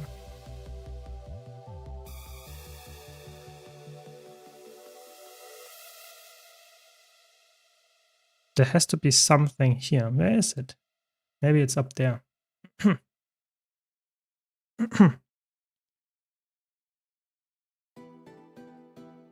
Yeah, exactly. Usually it's not recommended for new player to use boosts on their first character if they're not familiar with the game. You can level first character and use the boosts on alts. Exactly. That's how I would play the game, or I would recommend to do it, because only then you can guarantee that you actually understand the game at a level that you are at level 80. Because if you are at level 80 and you have not played the game before and just have a level 80 character, you're expected to know some stuff that you might not know. And that's obviously not good. So where is the last quest? That's actually, let me find it. Yeah, you will get overwhelmed at level 80, which is obviously not what you want. You don't want to get like, you see everything unlocked at once, and that's obviously not good. You want to slowly understand the game and slowly get to learn how it works. And that's way more like feasible if you slowly level your character, at least in my opinion. And it's also, you know, you don't forget the leveling journey in Guild Wars 2 is something that you will only do once. And in my opinion, that's something that is actually quite fun to do. Yeah. And yes, it might not be what you actually want to do in an MMO, but you only do it once. So enjoy the ride while you do it. I really think so. I actually don't know where the last one is. I think I did all of them except this one.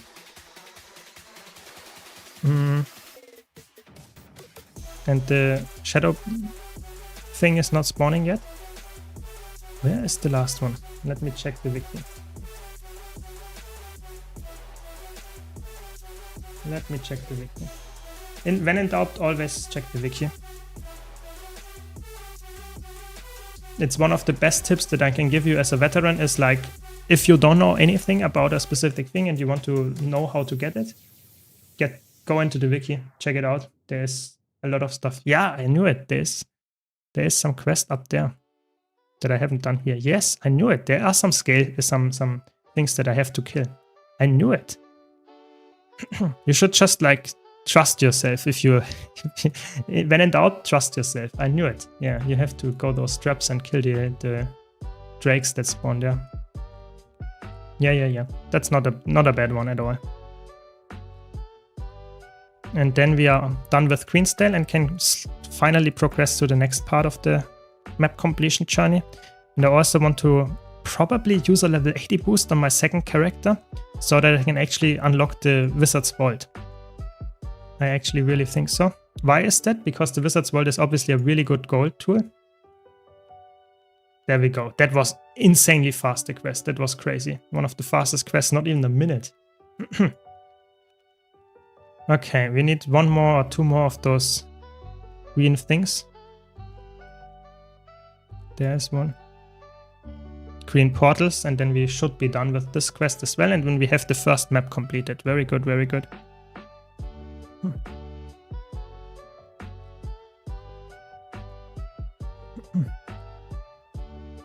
When I level up an old character, I start with map completion of the cities. Then you have some levels to kickstart the other maps. Yes, I will do that exactly the same. I just wanted to start with one map that is very classic. A lot of people play Queensdale first, and then I will go to the map completions and do the stuff that is like cities and easy to get maps. Yes. We'll do that. I mean, the guy spawns very soon, so when in doubt, we can also just wait for the guy to spawn. But I think we should actually be able to get this quest completed before the guy spawns, the world boss spawns. So if you don't know, there will be a world boss spawning every, I think, 2 or 3 hours on specific locations. This, for example, will be some kind of shadow behemoth, and you can kill that and get some loot from it. For a new player, that might be exciting. For a veteran, it's not that exciting. You probably did it quite a lot of times already. But this is a nice feature of Guild Wars 2, that you have some really big, large-scale open world and bosses that you can kill there. And I think that's the first map completed. Very good. There we go. And we reached level 15.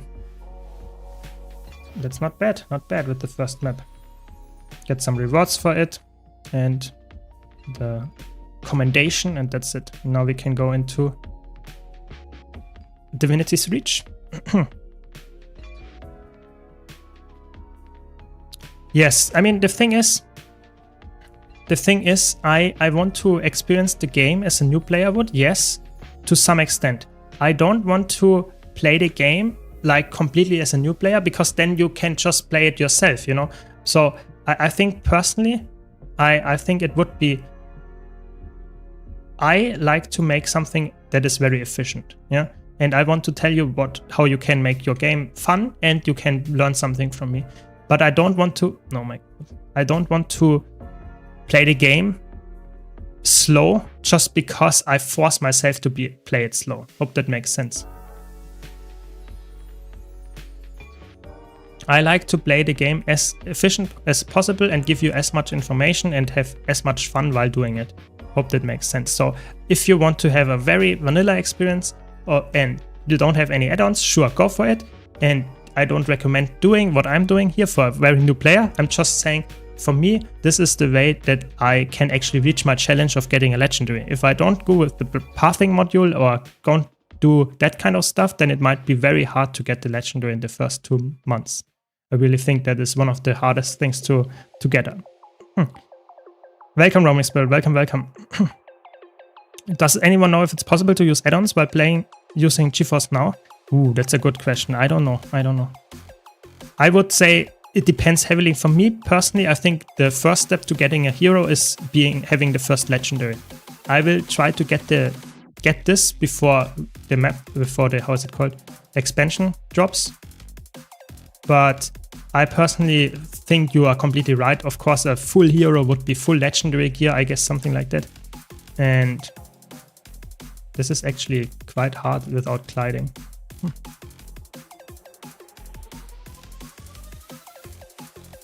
Quite hard without gliding. Okay, we did it.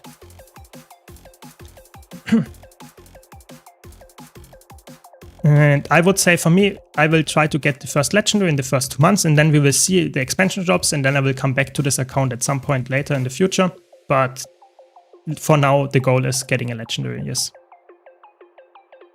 Yeah, no key. Yeah, I almost never get keys. You know, I get keys at the level 80 maps sometimes, but in the cities and stuff, I don't get keys always. It's like I did so many map completions. Oh, come on. But I never get keys, I think. Keys are like cursed for me, cursed object. Even if I get one, I get like almost no value out of it. It just takes forever.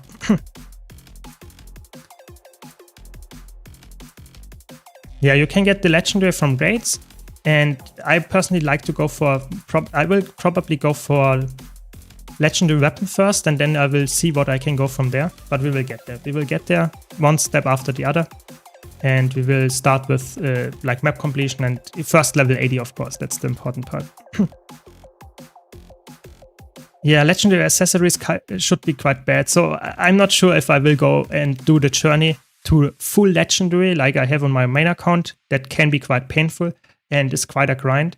But we will see. If it's really well received, if you all like watching me doing that stuff and trying to be quite fast and efficient at it, sure, then I will continue. But if no one cares anymore after I get my first legendary, then I will obviously stop as well. Depends a bit how interested you are in the whole series. Here on Twitch and also on YouTube, of course. So we are slowly getting there. The city map completions are always quite fast and always quite fun because you don't have to do any quests. So it's just like running around pressing F. That's pretty much it. Not too bad. Yeah, you can't. I'm not sure if that's true actually. If you can't get keys in cities, I think they removed that, or maybe there was never there. But I think it actually existed at some point. I'm pretty sure. But I think keys are obviously the most important thing if you do map completions all the time. Keys is the coolest part of getting that, but I'm not out for that. You know, I'm not. I don't care if I get a key. Very good. If not, yeah, happens. I just want to get the map completed so that I can get the map completion at some point. Yeah, blackline keys, exactly. Blackline keys. Yeah, it's a cursed item for me. Cursed item for me. I don't interact with those anymore. I really don't. I opened 2,000 of them, and what can I say? It was a journey, was an experience. Big experience. Can't recommend. Yeah. Yeah, exactly. You know, just open one key, get the permanent bank access contract, and buy the legendary. GG, first day, easy. Yeah. Yeah, maybe this account is not cursed. You know, my other account is cursed in terms of luck, but this one, maybe not. Yeah, I think map completion can be quite like relaxing experience for sure. I just have to say I did it like, I don't know, 12, 13 times on my main account. So at some point I'm not the biggest like fan of doing it all the time again. But on a new account to level your character, it's definitely worthwhile doing. For sure. I'm a brand new player, but gonna take on the challenge of Elementalist. Yeah, I mean, don't worry too much. Elementalist is not too bad. There are way worse things that you couldn't get. And Elementalist is actually, people always say, oh, it's so bad and so hard to do, but it's actually not. Really, just try to have fun. If you like the class design, it's a good choice. It's a good choice. Yeah, for me, it was always like, I did map completion once. I will never do it again. That was the last time. And then I thought, shit, I want to get this new legendary. I have to do map completion again, but this will be the last time. And that happened like 10 times in that manner. So I know the feeling that you say this is the last time, but at some point you will still do it again. So the marker pack that I'm using for this one specifically is the reactive pack, because this is the only one, as far as I know, that lets you use, so to say, vanilla routes. So this one uses routes that don't use the sky scale, that don't use the griffin and all of those mounts, and don't use gliding. So I actually can experience the game, so to say, as a new player without any like additional masteries and stuff. But I get still some routes that are somewhat efficient to complete.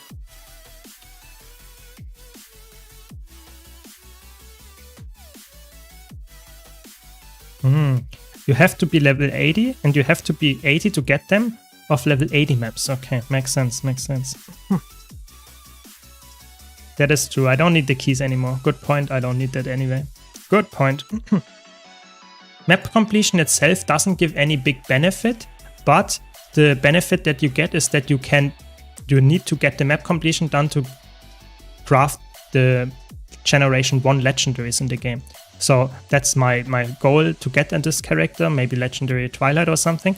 And to get this, I need to get the map completion. That's the whole goal. But of course, it's also convenience because you can teleport all around the map then, which otherwise you wouldn't be able to do. Yeah, the hearts are definitely the worst part. I agree. Can be quite fun. Ooh, we can do the story mission.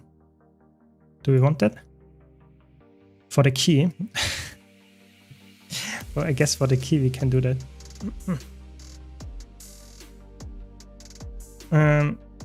Level 10 story instance for the key. We will get 1 key guaranteed at the end of those few story instances. So maybe that's worthwhile doing. Maybe. Skip.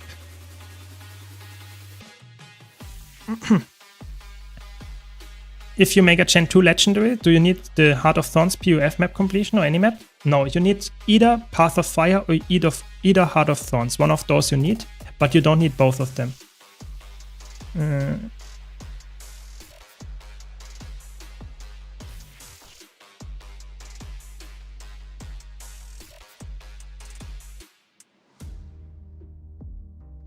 What's going on? I will want to go in there.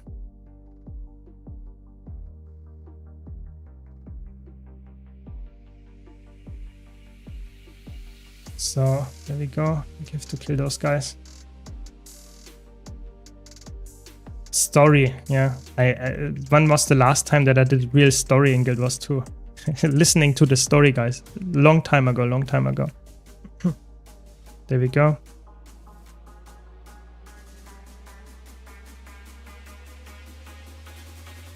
Have you done a map completion before the mounts in Glider or Taco? Yes, I did it. Yeah, for sure. I played the game back before there existed any mounts. Yes, it was quite painful for sure, but it was not painful, but it was definitely a different experience than it is now.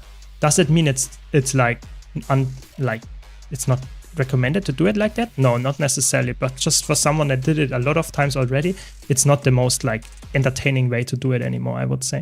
I want to be quite fast with it, and that's about it. Okay, hopefully we're done with this, and now we fight the big-nosed Ted, I think. Is it here already, or is it later? Maybe it's a little bit later in the story. Random question for your quest to get a legendary. Do you have to craft the precursor or not? So you can craft the precursor, but I would not recommend it. Where is the last one? There's another mob somewhere, I think. Where is it? Just hiding from me. There. Stop it. Okay, yeah. So the precursor you can buy from the TP or you can craft it yourself. But I would not do that because you can get it from the Wizard's Vault. You get the precursor for free, so to say, from the legendary that you want to get. So I would say that's the fastest way to do it.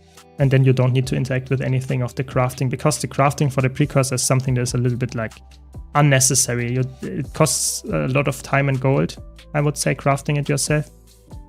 I think it's not necessary to do that. And I can't skip this. Oh no.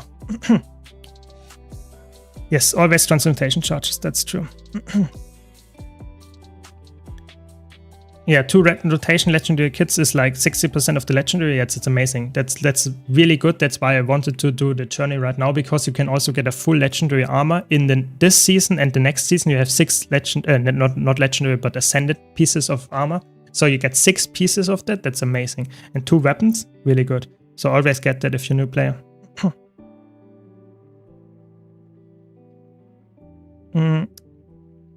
Yeah, map completion can be painful with mounts as well if you don't like this part of the game, but it's definitely, I would say, there are worse parts. There are worse. I think it's okay. If you have something to do meanwhile and listen to something or talk to someone, it's not the most painful experience.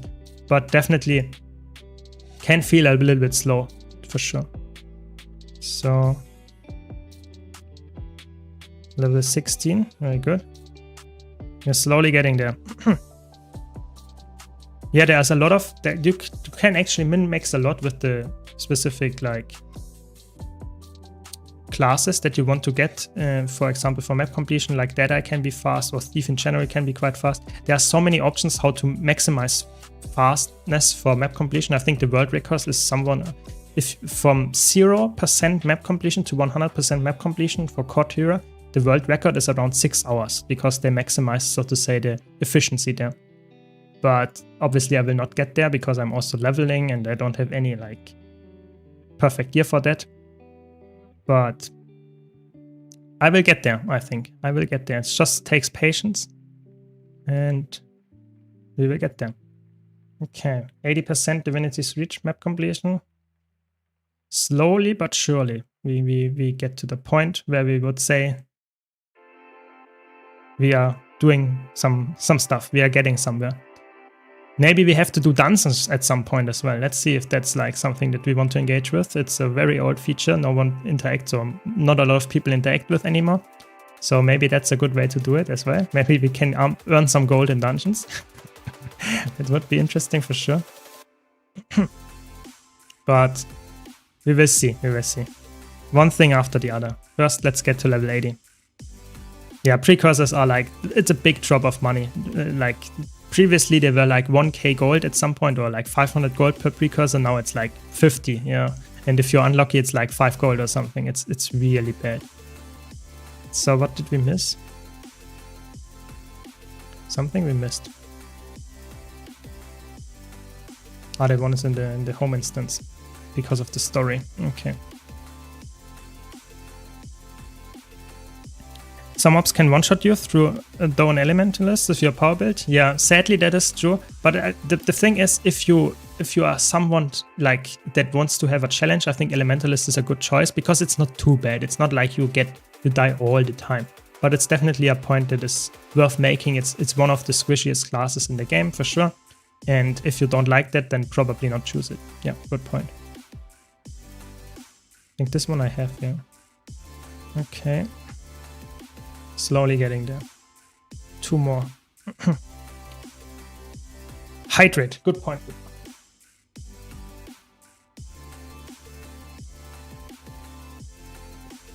Thanks for reminding me. Really appreciate it. So it's just 4 armor and 2 weapons, no? Yes, I think it's 3 armor and 1 weapon per season, but I know there will be a season reset coming at the 28th of October, which is the expansion reveal, or not reveal, release. And that means that I can get, so to say, double up. So I will purchase 3 during this current season armor pieces, and then when the expansion drops, I get 3 more. So I have a full set. That's the idea. Is there some crazy currency I can exchange for dungeon delving tokens? So if you need the dungeon tokens, it's one of the most annoying things to farm if you don't like dungeons. But you can exchange them for some gold, or you can get the currency vouchers that can give you the dungeon delving currency as well in there. But in general, it's not the easiest currency to farm. Yeah. Why core mastery tutorial so hard for me? Yeah, I think it takes a while to farm. It's one of the more annoying things to farm, but it's definitely worthwhile to get, I would say. Okay, we do this. We finish the story now, get the key, and get disappointed, I guess.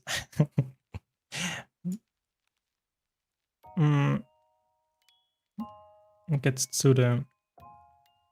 We should probably get this to get some experience boost. Yeah, they are not that bad, but they are also not that good, I would say, to get.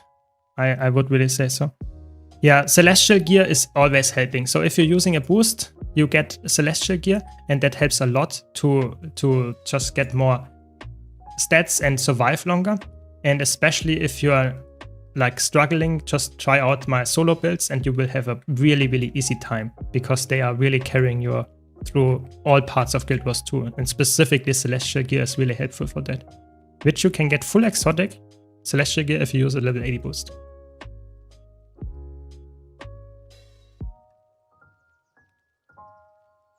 Okay, let's kill the bandits here.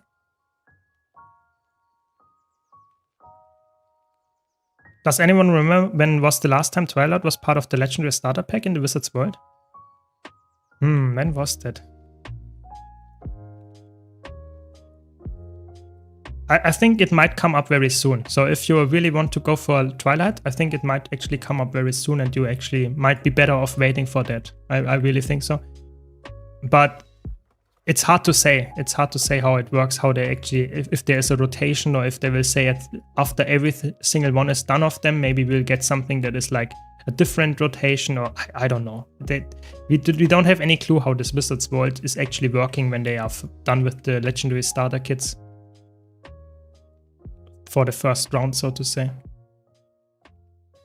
Okay. I also want to purchase some food, because that gives me some more experience, and then that might help me as well in the long run. Okay, there we go, Logan.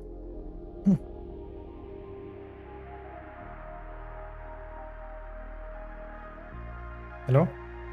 I want to speak to you. Yes, please. There we go. Thanks. He finally let me speak to him.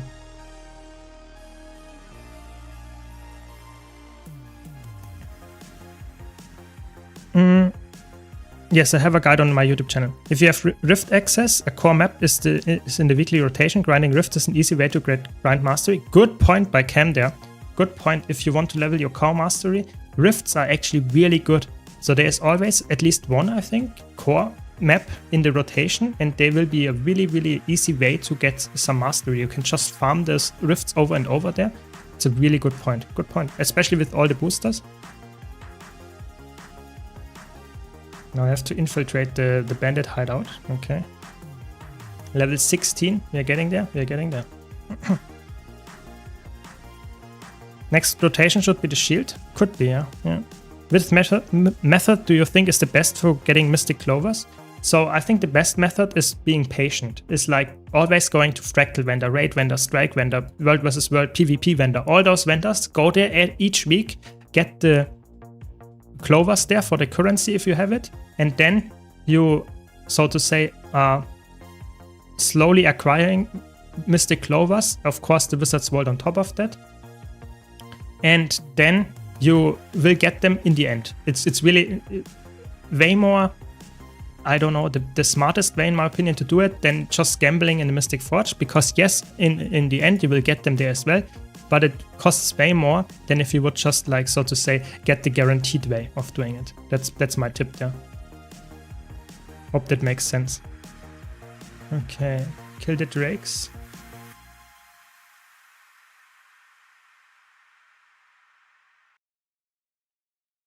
Kill the drakes, that's what we do.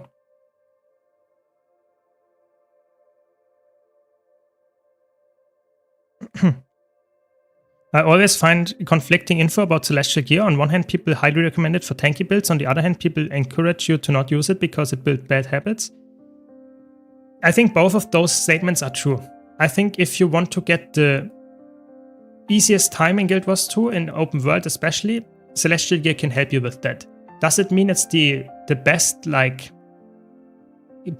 gear to use to actually get better at the game? Maybe not. But I think if you know that this might happen, that you actually might have something that is, like, not, I don't know, not ideal always, and you can start with the, so to say, Celestial Gear, and if you slowly get better at the game, you can switch to actually gears that are a little bit more common to use in PvE, full Berserker or full Viper or something like that. I think that's actually a not bad way to do it, at least in my opinion. Starting out with Celestial and slowly going from there, why not? Why not? So, slowly getting the thing done here. Now we have to speak to the doc. Okay, let's speak to them. I feel like ever since VOE was announced, I sometimes see something like a light plasma man figure standing around. No, I think that's a, how is it called? The anomaly. That I think that was quite a while ago that was happening. I think that existed quite a long time ago already. I returned a week ago and want to retry doing the actual story, but I have to admit that the first part is simply horrible. Getting stuck in long fight sequences with lots of CC is simply bad game design. Yeah, I don't want to defend the early parts of Guild Wars 2. It's definitely getting way better when you get to the expansion content, but it takes a long while. I have to go up there. Oh no. Yeah, I went the wrong way. Not good, not good. But I think it gets better. I think the beginning is not the best for sure, but it gets better. Don't you feel like you should display the command for your partnership code link in stream title? Yes, but I don't want to, like, the thing is, I don't really want to put that too much in your face, because if you want to support me, sure, use it, but it's not like the most important thing for me. I mean, I can put it in the stream title if you really think so. You can just, the command is like buy, exclamation mark buy. That's the command. And then you get the,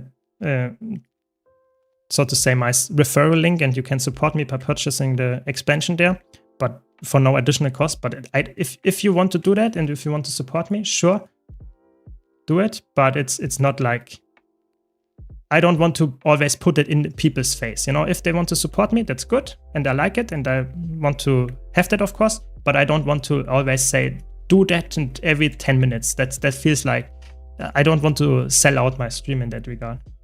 Hope that makes sense. I have multiple accounts, of course. This is my first, so to say, Zero to Hero account. Has almost no achievement points. It's really fresh. But I have a main account as well, and that I played like 12 years ago already, like, and have like 1 million account value. So I have quite a lot of hours on the other account, yes. So where's Alice? There's Alice.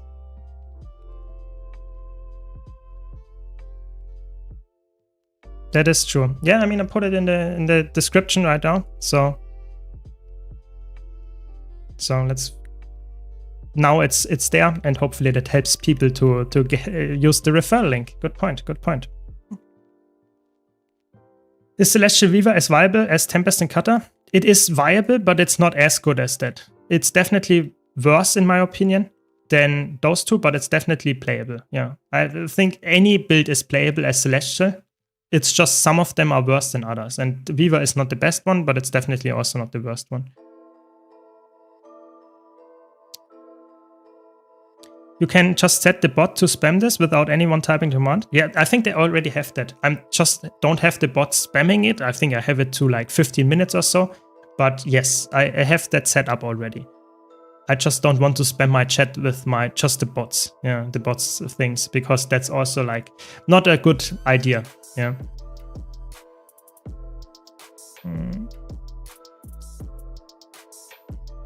Hope that makes sense. I hope they make Conduit an awesome spec. Yeah, I think Conduit needs some help, but because of my impression of it, like the whole community says Conduit needs help, like crazy. I think everyone would agree there. And because of that, I think it's actually the most likely spec to get actually a crazy rework or some crazy buffs to it. I really think so. And that's a good thing. That's a good thing, because we had that with Untamed before, and Untamed was really bad in the first part of the, so to say, EOD beta event. And because of that, we had like not that good like fun with Untamed back then, and they reworked like crazy amounts of it. Yeah, and that's exactly what we need. We need some reworks to specs that we don't use. Like Conduit is underused, so they or not good enough, they need to rework it. But the same goes for Weaver. So they should go back to other stuff as well and say, okay, this is now the thing that we have to rework for the Visions of Eternity release, but we also want to get reworks done, for example, for the underused elite spec that already exists. I really think so.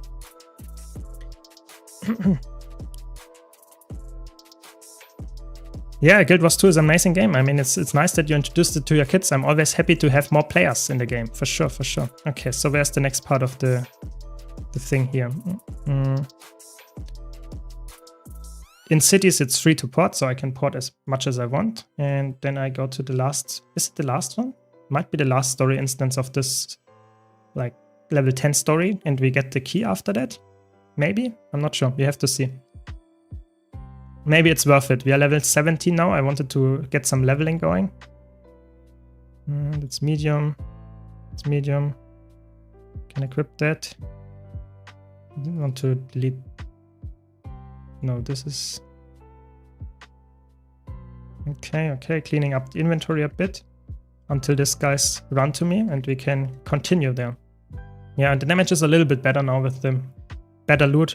So you should always, when leveling, equip power gear. So everything that gives you power or precision or ferocity, those stats you really want to get. This is like, it's on top of the thing. Yeah, so I can highly recommend getting all of this gear. So if it has power, equip it. Yeah, power, even more power, very good. And other than that, I would say don't equip stuff that gives you toughness, vitality or stuff like that, because this is not necessary. Killing the enemies faster is always the way to go. In Guild Wars 2, especially in the early leveling days. Really, really, really important. Yeah, nowadays you get the Raptor at level 10 or something, which is really good. That helps a lot with the map completion. It's one of the fastest way.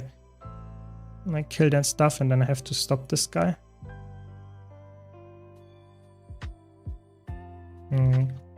Kill all the mobs. Look how much more damage I do now with the better gear. It's actually quite noticeable, I would say. And now we can finally go and stop the dog. Very good, there we go. But those guys we also have to kill, I guess. Nice. There are more spawning. Oh no. I think there's one more story instance after that, to be honest. I mean, the story, if we get the key, if we get the bank access contract, I will buy the legendary and I stop the 0 to hero journey here right now, today. But of course, will not happen. Don't worry, guys, it will not happen. But would be such a funny way of like having the 0 to hero go. It's actually, would be really funny, to be honest. Yes, I'm using Blishot. This is Blishot that I'm using. Nice, I like it. If you enjoy my stream, perfect.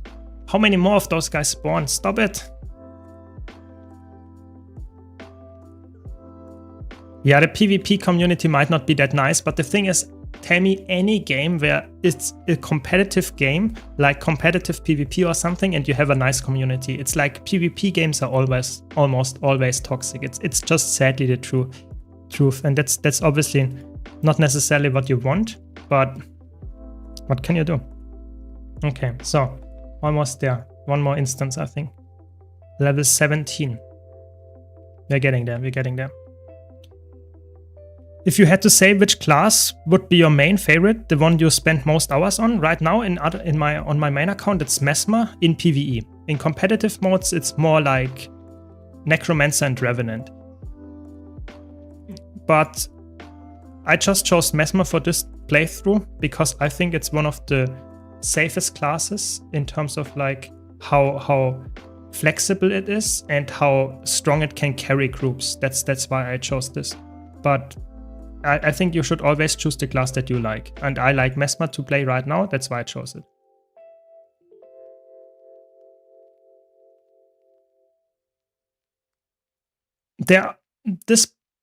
The thing is, there are so many routes in Blishot. There is the Tekit's route, there is like the Lady Alyssa's, there is like, there are so many routes. These route, there are so many different ones. I just chose the reactive one. Why is that? Because the reactive one is actually not including any sky scale usage, any like Griffin usage and that kind of stuff. So I can do that on a new account as well. Otherwise, you would be like not perfectly happy with that. on a new account if you said, oh, now you have to use your sky scale, but I don't have any, so I can't use that, and then the route is completely useless to me. So that's the whole idea here.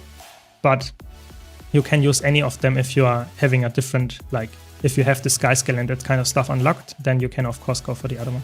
Crusher Dan, nice. Let's kill this guy.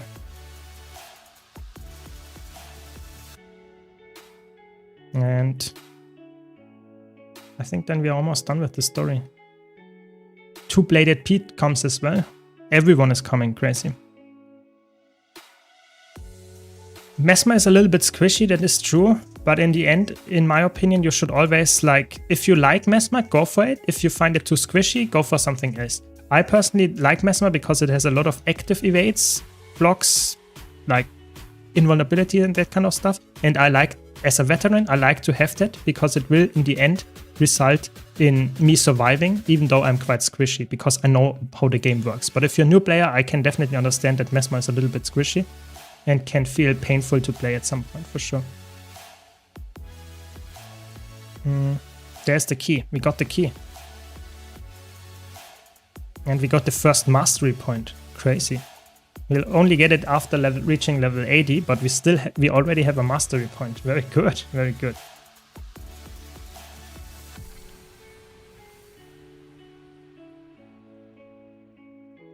Yeah.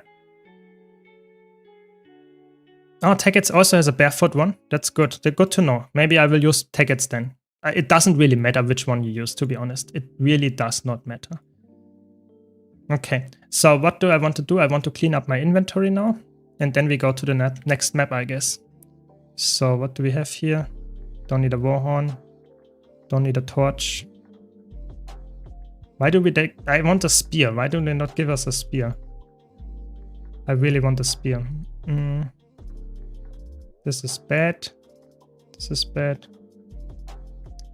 Such a small inventory. It's actually crazy. We have to really clean it up all the time then. We don't need those anymore. And we need to get some bags. We have 28 silver, so we can actually purchase some bags from the trading post if we want to. And to make a bigger inventory, I think that's always a smart move. And where is it? Here is it. Yeah, very good. Let's see how much we can go for. Inventory bags. And let's check the price. Why is this? Why are they locked? My account is too new to purchase this. What? They are so mean. They are actually quite expensive. I don't have enough gold for them anyway. So there is a merchant. There we go. Yeah, that's what I meant. The restrictions for new accounts can be quite painful. I mean, this one, I guess we will get those, I guess. A little bit bigger. Sell the chunk. That looks way better now. We want to equip this and salvage that. So which one is better? Both of them are fine, I guess. No, this one's better. And this is better. We don't need a staff though. This is better. So always just equip the stuff that is lighting up green and is like power and precision. If it's the correct weapon that you want to choose. Customize, yes. And equip it. And there we go. We have a key and now we can salvage all of that stuff. I would recommend buying on a new character always the basic salvage kit because it's the cheapest version of it. Don't need to go for any higher ones. You don't care for the low level gear anyway. And just salvage everything that you don't need anymore. The stuff that you can't salvage, you just throw out.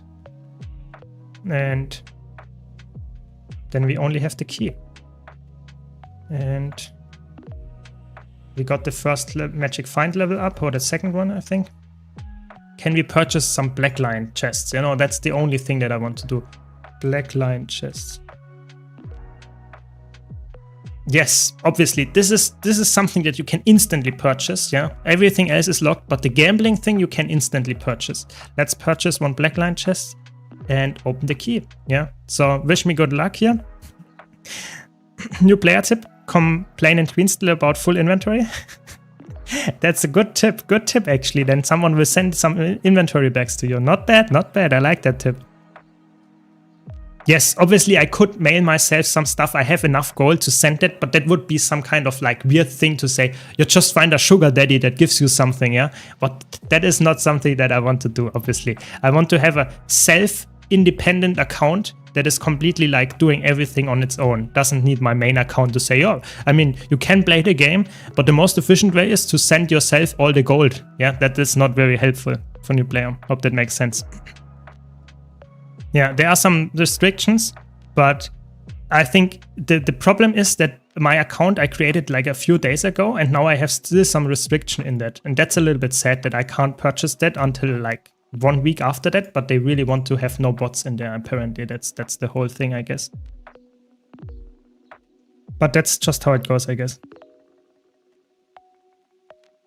Don't use your level 80 boost if you just started. You can use it on character 2. Exactly. Good point. I will never, would not do that. It's just a very nice point. And good point there. Yeah. Yeah, exactly. I mean, you want to have a zero to hero journey that is somewhat helpful for a new player to learn something. And if you just tell them, just get a different account or someone to send you gold, that's not helping anybody. Obviously, that's just cheating at this point. Yeah, definitely. Yeah. The mounts, I would say the mounts are a good thing to get if you can unlock them as soon as you get them. I think I already have the Raptor here unlocked. It's a really nice fast traveling tool. I would always recommend using that. But of course, if you don't have Path of Fire or any expansion yet, then you don't get that. But I personally think it's a good thing to get. Yeah.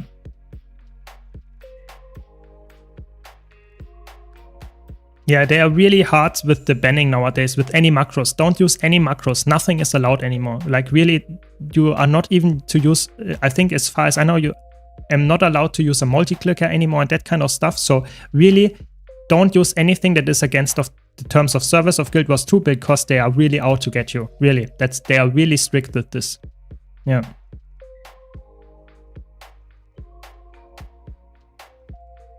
Yeah, if you have any question and maybe I missed your question, just repeat it. Sometimes I just forgot or did not see it, so please just repeat it again. I will get to you. Yeah. Crazy, Exo. We have actually that's congrats to you that you found the perma access, but I will not get it. I can tell you that much. So we will see what we get here. We have 1 key, 1 blackline chest. Wish me good luck. Let's see. I will use the spear, probably, yes, but yeah, will not be like the main feature of the build. So we got nothing.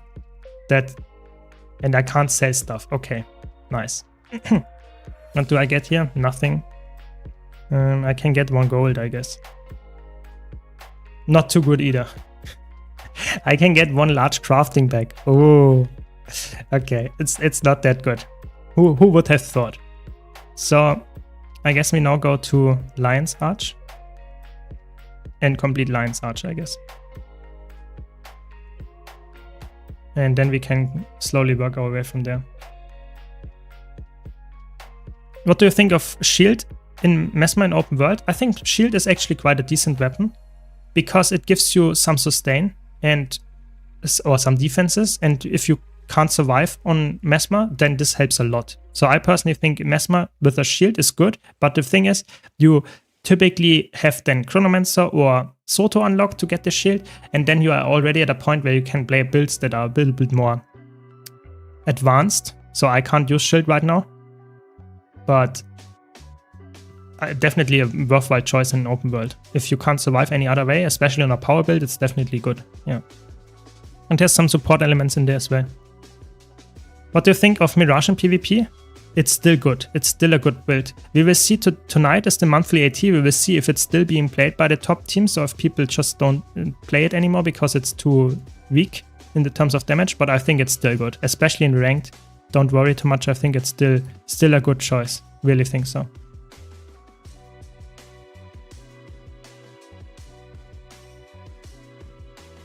Yeah, I mean it's fine.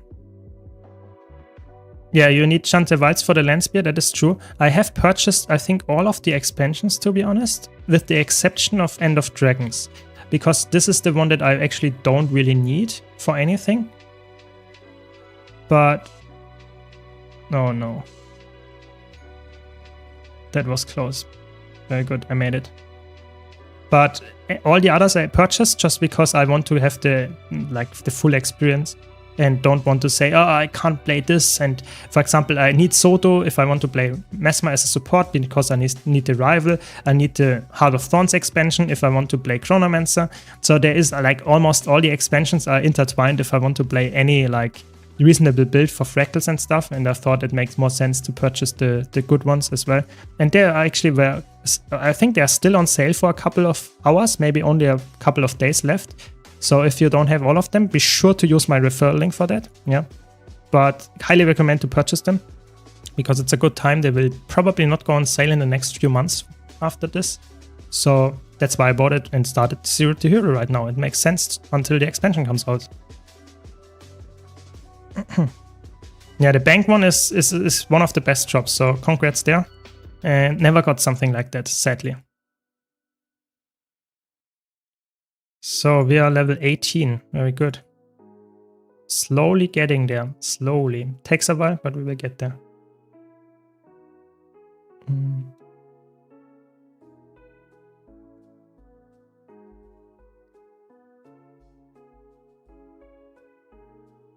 Yeah, I mean, if you get that much money, like over 6k gold, you can do a lot of stuff with it. I personally would probably go for a lot of legendaries, for the convenience, for the skins. But also some account upgrades like bag slots or something like that, bank slots, if you don't have that already. Yeah. What are you using for open world map completion? So I'm just using like right now the Blishart pathing module that gives me some nice tracking here where I can follow the directions and just follow the routes, and that helps me to get this most efficiently. But of course, if you're a new player, just explore the map and have fun. Don't follow the routes here because this is obviously not something that is very like vanilla. But for me, as someone as a veteran that did that so many times already, I just want to get it, so to say, as fast as possible without too much of like annoying things to always check. Oh, I missed this POI. Where exactly is it? This pathing module helps me and can recommend it if you are someone like me that wants to be very efficient. But if you're starting the game from scratch, I would say this is not something that I would always recommend to use, because playing the game for the first time is a journey that is fun, but playing it for the 15th time, this map completion might be not the fastest or not the most fun to you. And then something more efficient like this helps. Yeah, I mean, I'm with you there, Cam. I'm with you. I opened 2,000 Blackline chests, and I can tell you, it's a luck thing. Sometimes you are lucky, sometimes you are not lucky. And I can tell you, watch the video if you want to see what not lucky means. Yes, I definitely can tell you that. Welcome back, Monkey. Welcome back to the game.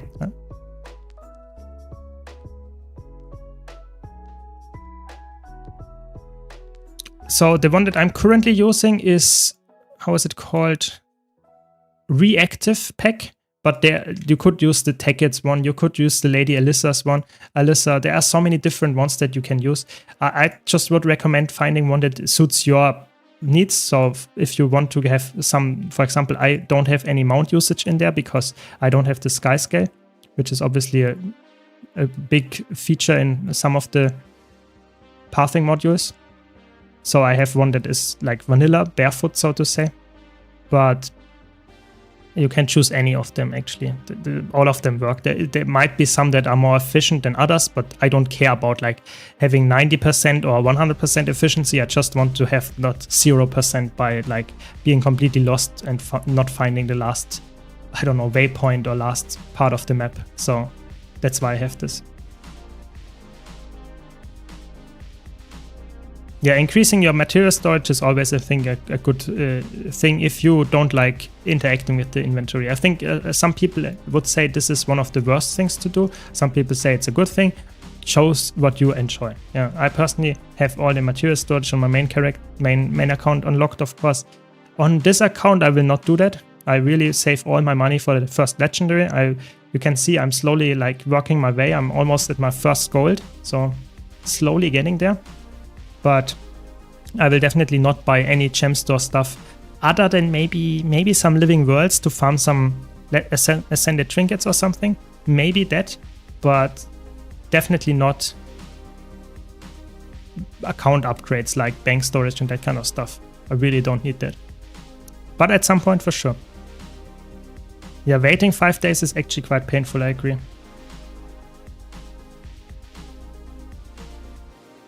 Yeah, exactly, you need End of Dragons for Virtuoso, but if you want to have the dagger, it's okay if you have Soto only. So that's a weird thing. The weapon mastery is something that you can get by having Soto, and then you can unlock a weapon that is not necessarily in your account or in your character yet, but you can still use it on like Chronomancer or something, even though they don't have Virtuoso unlocked. That's a weird interaction, but that's how it works. Which works out in my favor, so I don't have to buy End of Dragons right now. Probably will buy it at some point because it's obviously nice to have a Power Virtuoso, Condi Virtuoso setup as well. But one thing after the other, now we just start leveling and playing some Guild Wars 2 and get the map completions done, I guess.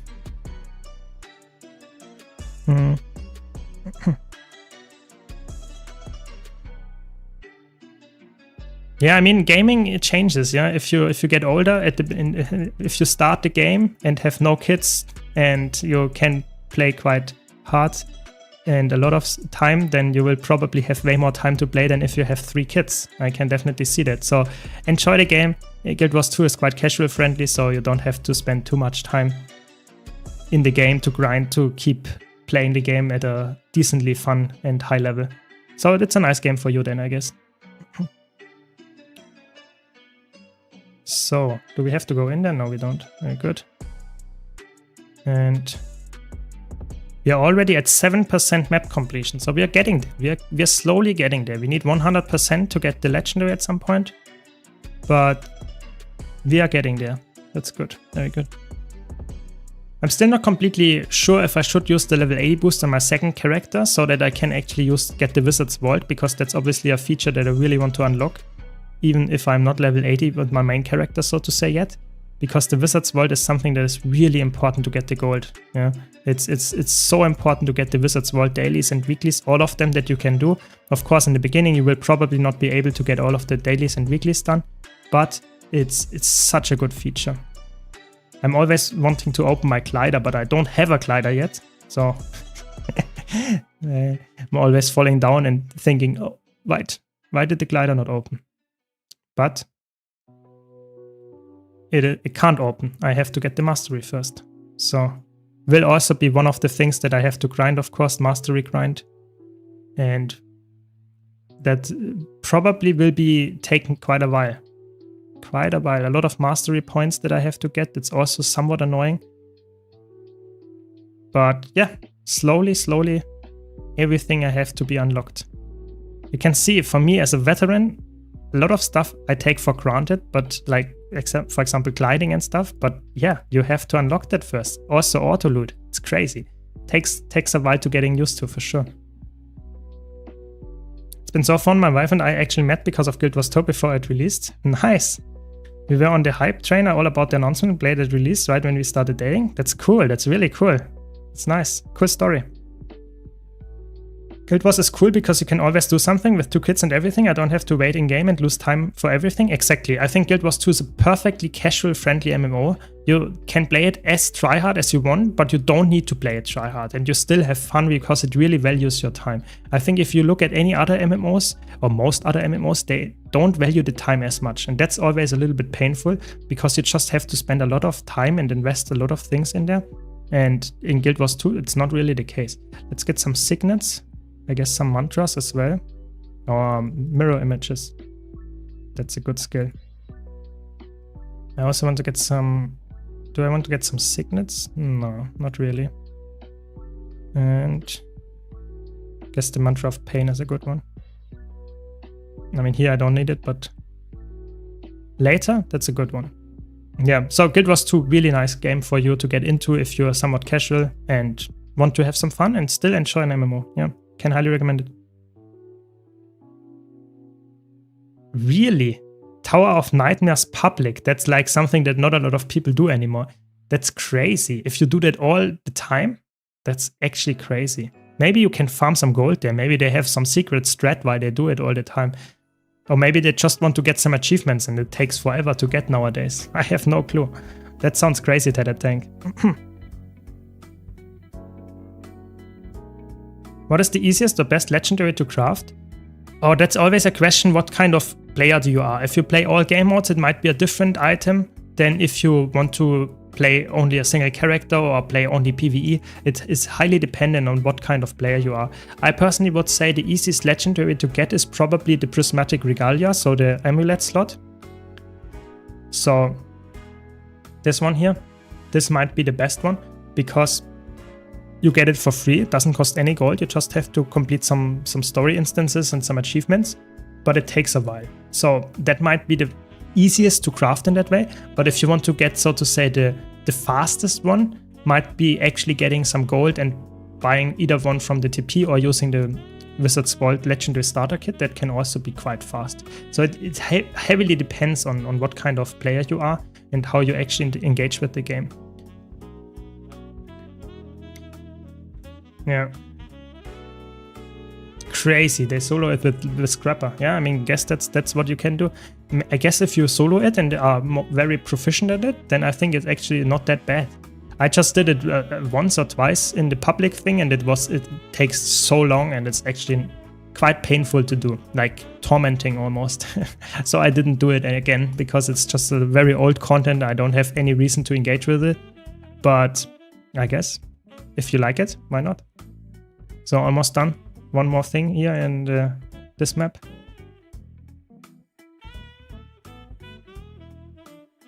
I don't think he even has all expansions. He just logs in to do the tower. That's crazy. Yeah, you can. Dawn is the precursor and you want to get sunrise out of that. Yes, that's quite easy to make as well. But like I said, you need a map completion for that. So that can be quite painful if you don't like the map completion stuff. But you definitely, it's definitely quite fast. Yeah, that's true. But it always depends. Like I said, some people like to do map exploration. Some people just want to do some achievements. Some people want to play PvP. It always depends what kind of player you are. Yeah, welcome everyone. Welcome, welcome. Yeah, I mean, that's 70 for Dawn is actually not too bad. There are actually way worse ones. You know, if you look at the underwater like things or some really underused weapons, they have like 5 to 10 gold value only. That's the crazy part. So there we go, completed. And now we can go and do the next.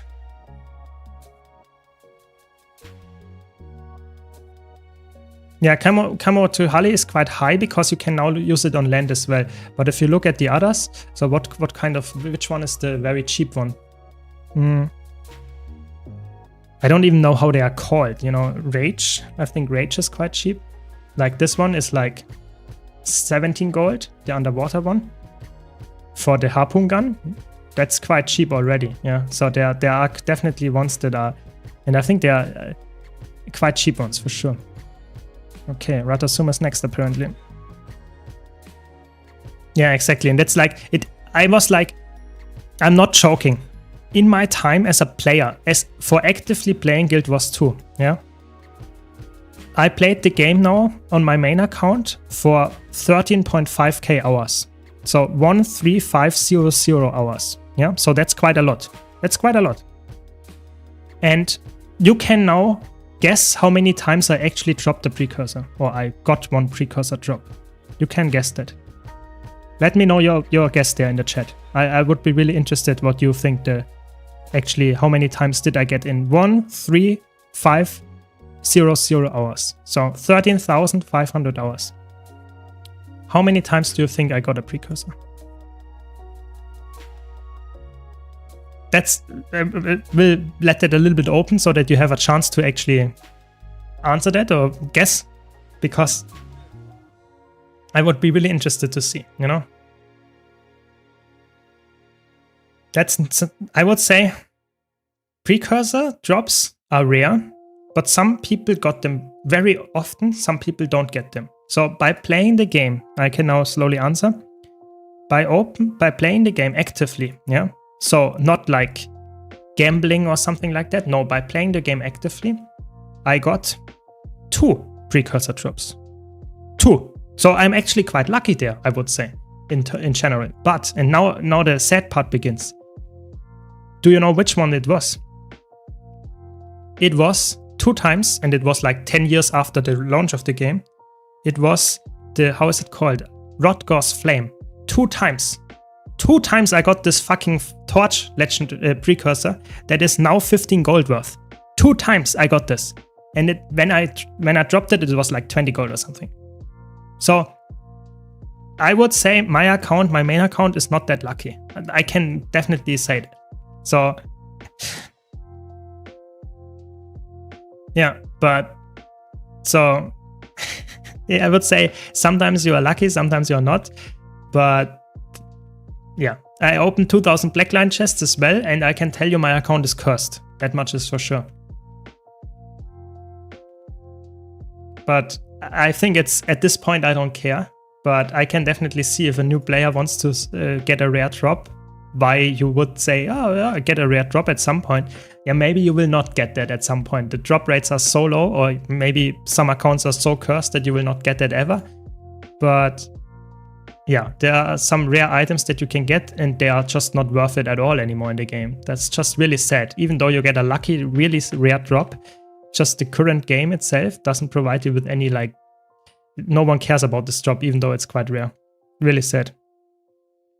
After I get full legendary, I just want to do everything that has even the slightest chance to drop infusions. Yeah, I mean, the infusions are a really good thing. And maybe there will be some infusion rework coming as well with the expansion, because there is some fashion templates coming. And there might be some updates to how infusions work. I could definitely see that as well. And then maybe infusions will actually be more interesting than just cosmetic items. Maybe there will actually be something that is very, very like nice to bind to your account, like a wardrobe item, something like that. That would be really cool. But we will see. We will see. Maybe I get my hopes up too much there, but I think it's looking quite fun. Yeah, I think ascended drops from a world boss are also quite rare, to be honest. It definitely is something that is also quite lucky. So if you farm like Tequatl or Drakar all the time, then maybe you get lucky and get some reward there. But it's definitely a rare drop there as well. Even though most people that get it probably already have ascended gear. So yeah, that's just how it goes. What class should I play as a new player? You should play the class that you enjoy. I really think so. All of them are good in the end game. Choose the class that you actually enjoy the class fantasy of. And if you need some help with that, you can just watch my YouTube video about which class to choose, and you will have an easy time deciding what kind of class looks fun. I really would say choose the one that you like. All of them are good. There we go, level 19. Another profession skill, very good. Slowly but surely we are getting there. Very good. I got lucky 2 days ago and dropped confetti infusion. Oh my god, congrats. That's good. That's very nice. I did not get that yet. Any infusion drop, to be honest. So, congrats there. And I played a lot of the open world maps, meta events. So,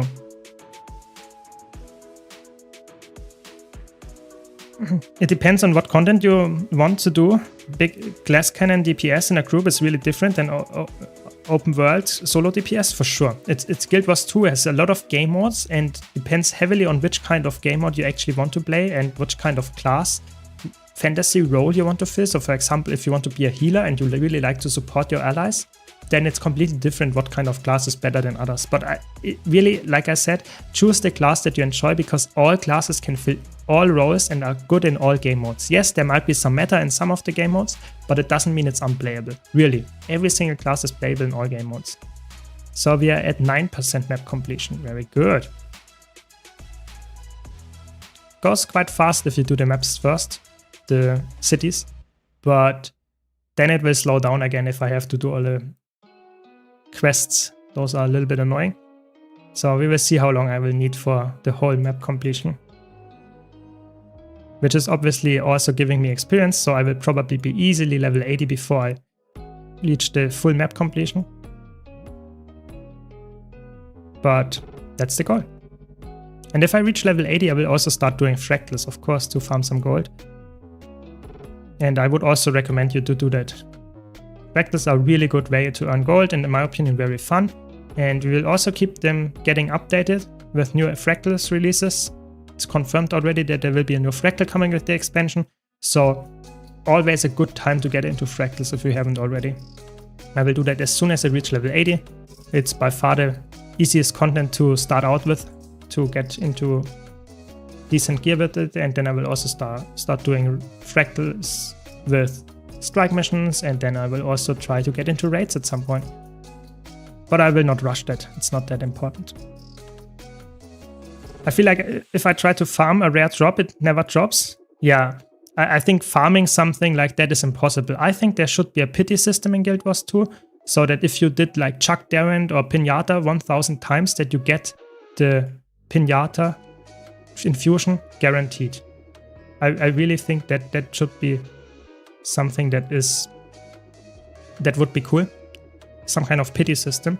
But I'm not sure if they will ever implement that, because that's one of the biggest like time sinks for people, is like farming for those infusions. And I don't know, I think that would be really cool for me as someone that likes to be efficient and don't want to waste my time on drops that I will never get because I'm just unlucky. There we go, we are done. That was the next one. So where's the Asura Gate to Lion's Arch again? No, not this one.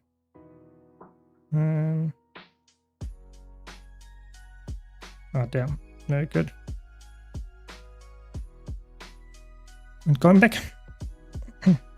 Necro, Engineer, or Revenant call to you the most because they have really good elite specs for open world that are very tough while still mating enemies. Yeah, that's a good assessment. Yeah, definitely. They are good. But like I said, all of them can be good if you have the right builds for them. So, Divinity's Reach I already did. So, no, not South Sun. Thought there's another map there. No. This one I don't need. This doesn't count to normal map completions. I will skip it. And what's that? Herbrug. Okay, let's go to this one. People are just bad at understanding statistics, to be honest. Yeah, that is probably the reason. But I think a lot of people don't understand statistics. Yeah. So if the drop rate is like very, very low, then you farm it over and over. That doesn't mean you will get it guaranteed. At some point, yes, but you have to do it millions of times to actually get it almost guaranteed. So I stopped doing Chuck Darrant because of that reason, because I will probably never drop it. But yeah, if you are in for the dopamine hit, sure, go for it.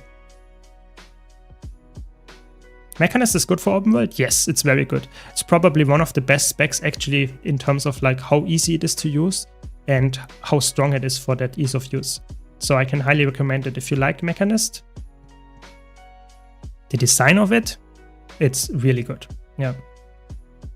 I like they added the Pale Branch Spear as an item you can buy. Definitely. That stuff like that is amazing. I think the newer expansion drops that are rare, they are actually quite well introduced and well implemented, because they give you a chance of getting a rare item that you can then sell, and you can also get it, so to say, with some kind of like guaranteed way. I think that's very good in my opinion. They should do that more often, for sure. Or probably will do that in new content as well. I would guess so, at least. Yeah. I'm not sure if infusions are the bread and butter for all endgame players, but I definitely agree that it's something that a lot of people engage with, that have, so to say, completed the game in a way that have full ascended gear and want to get more shinies and stuff. Yeah, I think it's like a big feature of a lot of people's like money spending. I personally have a lot of gold on my main account, but I never buy any infusions because I just play too many characters and it's just very annoying to have infusions for many characters, because you always have to switch them. They are not bound to your account. You can't put them in the wardrobe. That's very annoying.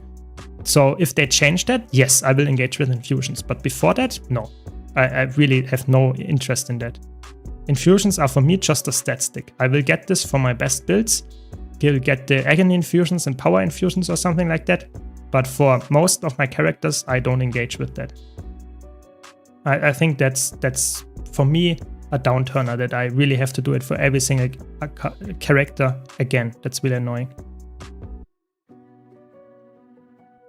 Yeah, definitely. I mean, the resummoning mech is really strong. So if the mech is about to die, you can just glide and it will resummon the mech with full health, which is obviously really good. Yeah. Yeah, you can solo a lot of stuff. With the right build and some knowledge, you can solo a lot of stuff in Guild Wars 2. Not all of it, but a lot of it. And I think Guild Wars 2, because of that, is actually quite a solo-friendly game in that regard, if you really wanted to do it, for sure. Yeah, exactly. The chance of getting something does not increase by doing it more often. The thing is, if you have a specific chance, there is an average value where you should expect it. The expectant value means that you will, if there's 1% chance of dropping, the expectant value would be 100 times. But you could do it 200 times and you can still not get it. There is a point where you would say to 99% chance you will have it after this point, but it doesn't guarantee it either. So you could farm it, even though there is a 1% drop rate for the infusion, which it isn't, but if it would be, you could have like farmed it for 1,000 times, for 10,000 times, and you could still have not gotten it, even though the expected value would be 100. So good point there, for sure. I'm always happy to hear that, Imperium. Thanks a lot. More stuff to come. Do you have a favorite class? No, not really. I play all of the classes. I like all of them. Currently, I like to play Mesmer a lot, but that changes all the time. Probably with the expansion, it might change again. So we will see. Right now, I like to play Mesmer the most, but I play all of them. Yeah. Yeah, I guess you could. Some people are also playing on multiple accounts, doing the chuck every single day on multiple accounts to increase their odds, but you can still be unlucky. That's just how RNG works. That's why I landed on Condi Vindicator. I can't help myself but to face tank Torment's face. Yeah, Condi Vindicator is really strong for open world. One of the best builds, probably the strongest build in terms of survivability. It's almost unkillable, Condi Vindicator. It's really strong. So if you just want to get things done, Condi Vindicator is probably the way to do it. Because it might not be the craziest DPS in terms of like solo DPS, but it's still very high. And it's extremely survivable. So if you just want to have an easy time, this is the build to do it. Yes, I will upload the whole journey. So you can watch it either on YouTube, the whole, how is it called? The whole way, the whole streams, you can watch it there as a VOD. Or if you want to get the edited version, you have to wait a little bit longer, but I will upload it once, twice, 3 times. I don't know how much time I find to edit it down in one video or multiple videos per week. And then you can watch it there on YouTube as well. Yes, so this is just the start of the journey. I will do this every stream now until the expansion drops. And I will try to make some nice videos for you if you can't watch all of the streams as well. Yes, that's the idea. Yeah. Yeah, I mean, I use ChatGPT I at least tried to get it done for some nice video scripts, but it was so bad with Guild Wars, I stopped instantly. I never put any videos in with any help of the AI there. That's the sad part. It didn't help me at all because it doesn't know anything about Guild Wars 2. It's like the recommendations is so bad. It's really bad. So don't trust it. Don't just trust some content creators. That's way better, and some guides.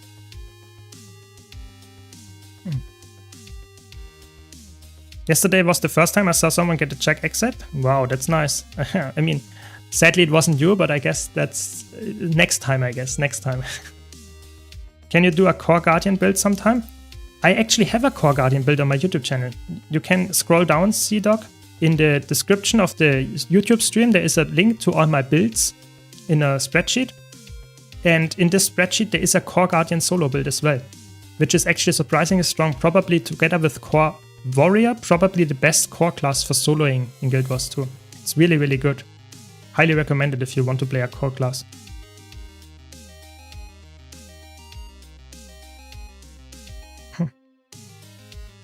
He gave you names that doesn't exist? Very good.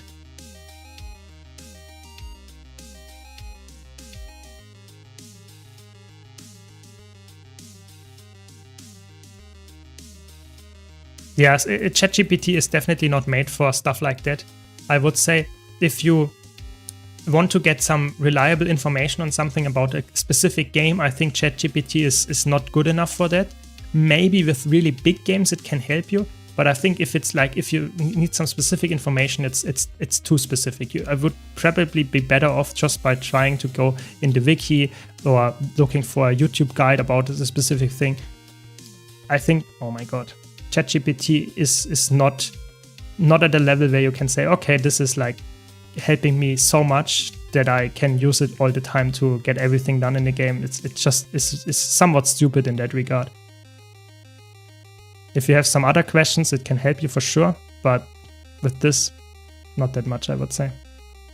Especially when it goes like, if you ask, for example, what's the best gold farms in Guild Wars 2, there might actually become an answer like fractals or something, but if you then want to know how to do fractals, they can't give you any good advice. Yeah, slippy eyes, yeah, slippery. And we made it, finally. We're almost done with the next city, very good, slowly getting there. 12% of the map completion already. Can see the cities really give you a big spike, a really, really big spike of just raw percentage.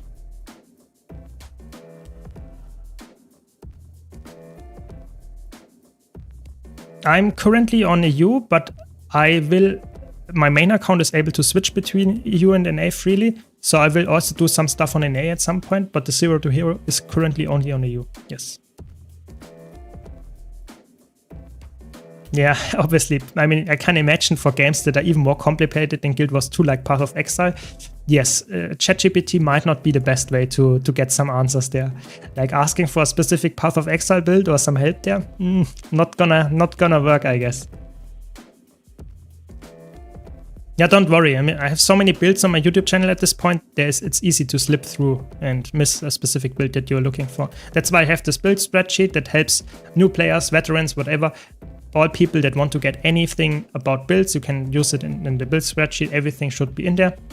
And yeah, that's the idea of that. And I also have, of course, my guide spreadsheet.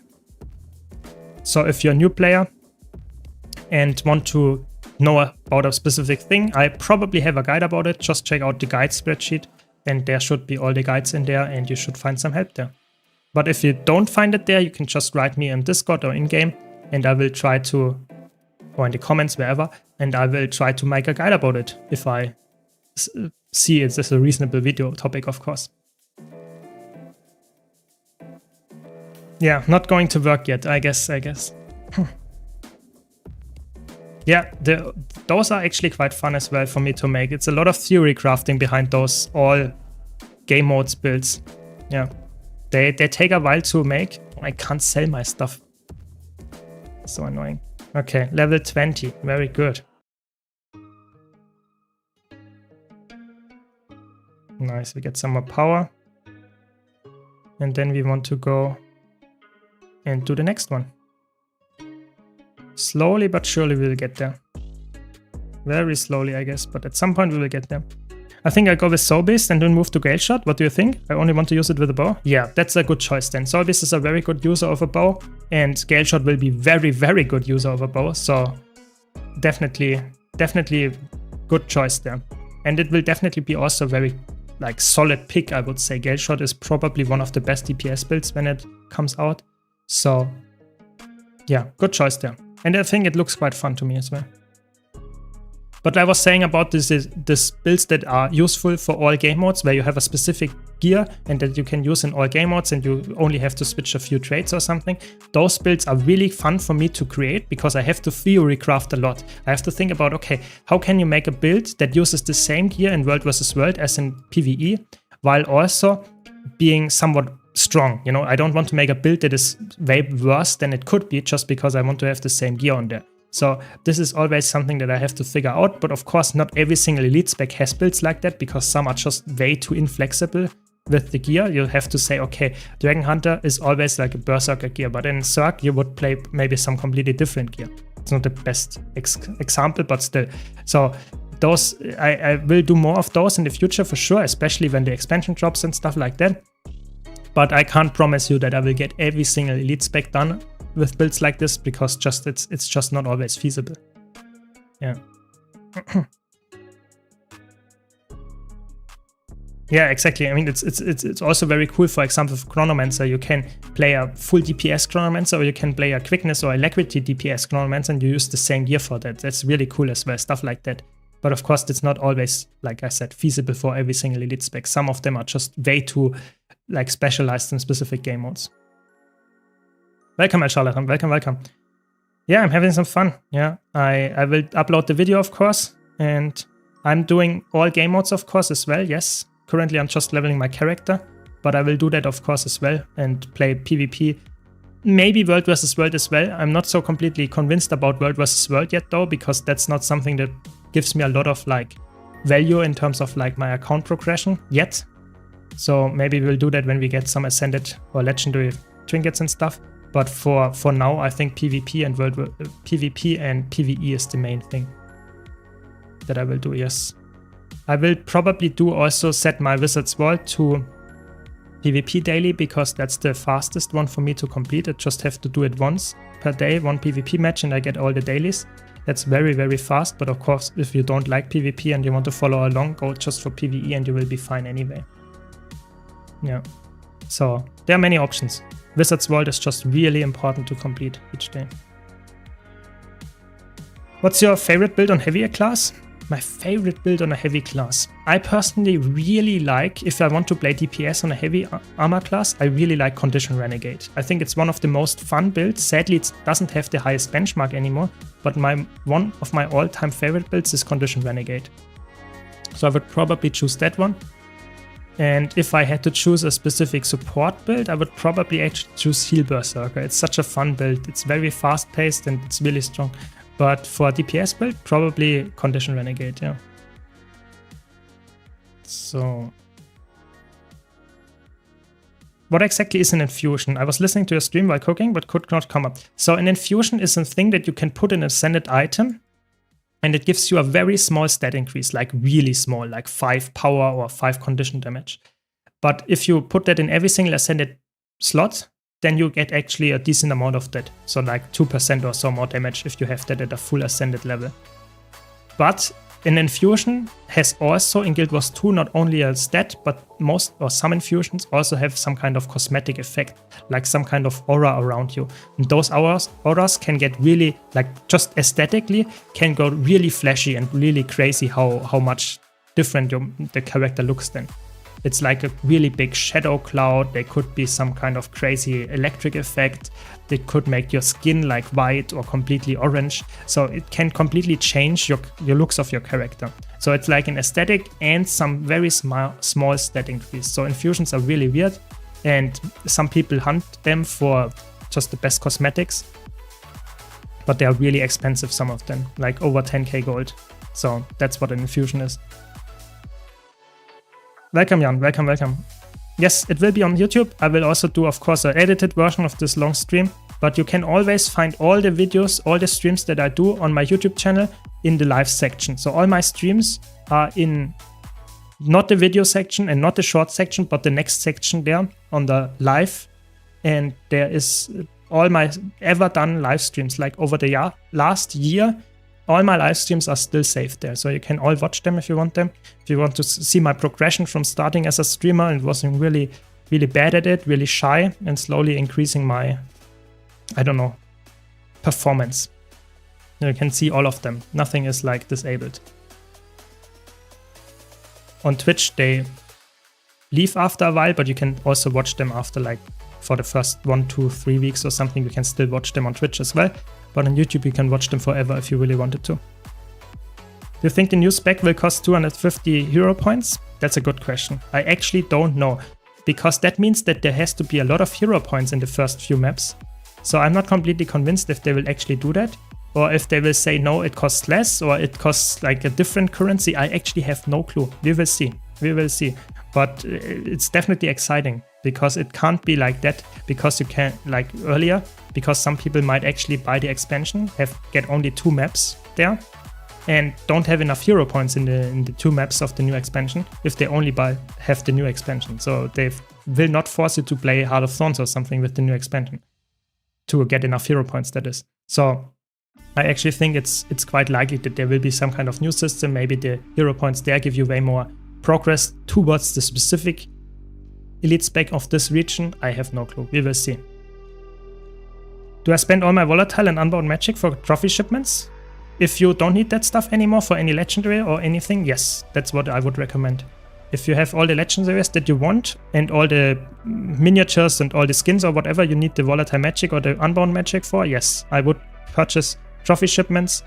Or, yeah, trophy shipments is for volatile magic is the best way. Yeah. And you can put infusion in all the items. It only works in Ascended or Legendary, yes. So, and you can put it in every single gear slot if you have Ascended gear, weapons, armor, trinkets, with the exception of an amulet. Amulet has an enrichment which increases your experience or your magic find or something, but it doesn't have an infusion, yes. Can you show the Blizzard settings to use for the blue circle? Yes, of course. Where is it? Mouse cursor. Yeah. Those are the settings. I just used almost the default setting. I think nothing changed there. Just getting the most value there for my eyes, I guess, to see it, but also not make it too distracting, I guess. So slowly getting the next city done. And how often do the blackline chests rotate? So typically every 4 to 8 weeks, something in between then. It depends a little bit how often they do it. Typically it's more like towards 6 weeks, something like that. But it depends a bit, yeah. I would say 6 weeks is probably the average. But most of the blackline chests are balanced around the same value. So the guaranteed item is almost always the same value, roughly. So the only time when I opened my 2000 blackline chests, there it was way more value. That's why I opened them there. But if you just wait for a specific skin, of course, you might have to wait longer. But if you just want to have some gambling fun, then it doesn't really matter when you open, because the big items are still always in there and the small items are always quite similar in value. Yeah, we need some XP gain, but the thing is with the food, don't forget, first of all, I can't purchase that much stuff on the TP yet because it's really weird with the food, with the restriction there. Thank you, Brown Snow. Thanks a lot. Really appreciate the Prime. Thanks for your support. So I can't purchase stuff because I just bought the game here, so I have some lock there and I can't get that. And second of all, it only increases the experience gain from mobs that you kill, not from experience that you get from like map completion and that kind of stuff. You need experience boosters for that, and I don't have that on this new account. So in that regard, it's not like the most optimal thing to get. Of course, it's better than not having food, but it will not increase my experience I get from map completion. It will only increase it by killing mobs. So that's what we probably get as soon as I can purchase some food. Yeah.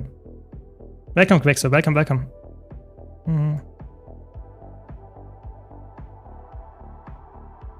I'm really fascinated by the pathing module. Can you explain which one you're using and how to make it work? I haven't used that module or any others. So I have a specific, very concise guide on my YouTube channel about Blizzard. But in general, you just follow the instructions on their website to download it. And then you can just install, so to say, add-ons for the add-on, like which is for Blizzard. You can install some modules. And those modules, then you can select in the Blizzard itself which kind of modules you want. So here you can see that, which ones you want to have installed. And then you have the pathing module. Then you can open the pathing module settings here. And you can just select which kind of modules, marker packs you want to download. And then you can do that. And can check, so to say, which ones you want to show in game. I just currently showcase one single one to get the path that I want to have here, but you can have one for map completion with mounts, without mounts. You can have one that completes or that shows you the best way for achievements. Then you can see some that, for example, for Super Adventure Box, there are marker packs. There are marker packs for almost anything that you can do in the game. So it's definitely like really recommended for players that want to experience the game in a like efficient manner and not want to explore it themselves. Don't say this is bad. You can decide for yourself what is the preferred way for you. But I would say if you want to do a map completion fast, this pathing module helps a lot with that, a lot.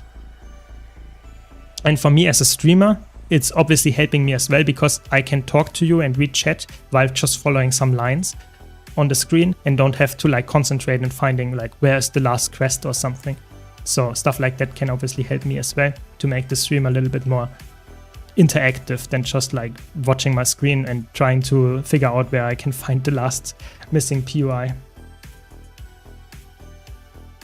So there we go. Where's the last? I think we have the grove, and then we are done with the cities, I think. Let's see.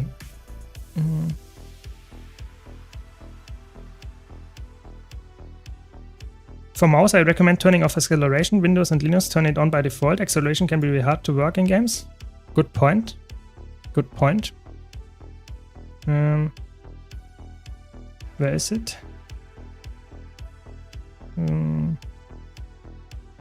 Is it here? Did you put it here? Where did you say it is? For mouse.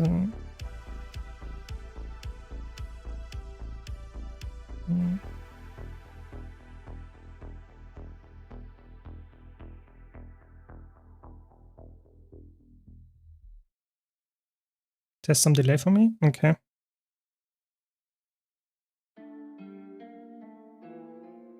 It's part of the operating system settings. I mean here. Where is it?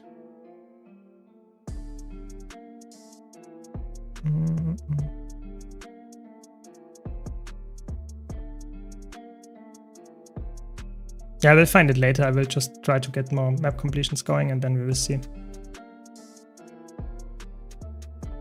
Really, for me it moves quite fast. For me it moves exactly like I move my mouse. So where is it? I want to get the grove. Not assume. South Sun, Hölbrach. There it is.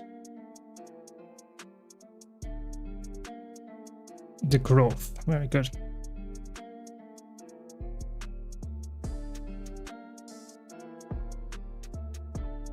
Yeah, in Windows. I will do it later. I can't do that right now on stream, but I will do it later. Desktop settings. Okay. Yeah, thanks guys. We'll do it later. So let's see, how far are we? 14% map completion. That's not bad. That's not bad for the first day. We are only level 20 and already at 40%. That's not bad, not bad. Oh no, the grove has a lot of those jumping puzzles to complete to get to the vistas here. Takes a while.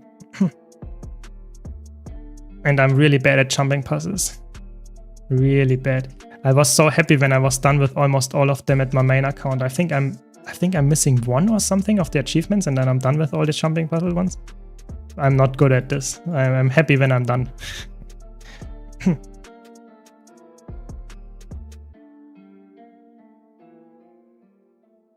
Are there trophy shipments with Unbound Magic? I'm not sure. I think there might not be. I'm pretty sure there might actually not be that. I think it's not possible to... Unbound Magic is also... You can't get Unbound Magic to gold that easily. Or it's also... I would say if you have a lot of Unbound Magic, you can check out Fast Farming community website. They have some possible things that you can do it. But I think trophy shipments is not existing for Living World Season 3. It only was introduced with Living World Season 4. That's why people farm those maps and not the other ones. I think Unbound Magic does not have any trophy shipments. Yeah. It was not made after that, yes.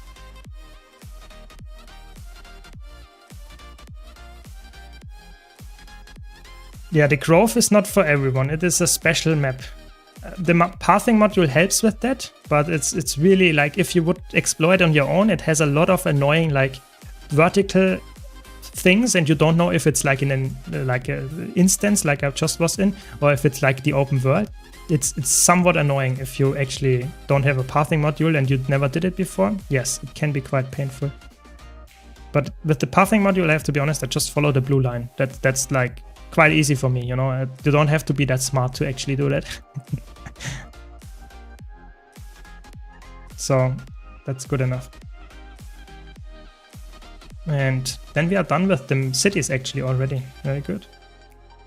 Very good. And then we can go a little bit more in the map exploration, I guess. Also wanted to get the Wizard's World set up, I guess. Yeah, the pathing module helps a lot. If you struggle with map exploration, this helps a lot for sure. And can recommend it to players that don't want to do the exploration themselves. I personally would say the first time, if you do it, I would not say the pathing module is the go-to option. I really think it's better for you to say, okay, I'm new to the game, I want to explore the game in a vanilla mode without too many add-ons and stuff.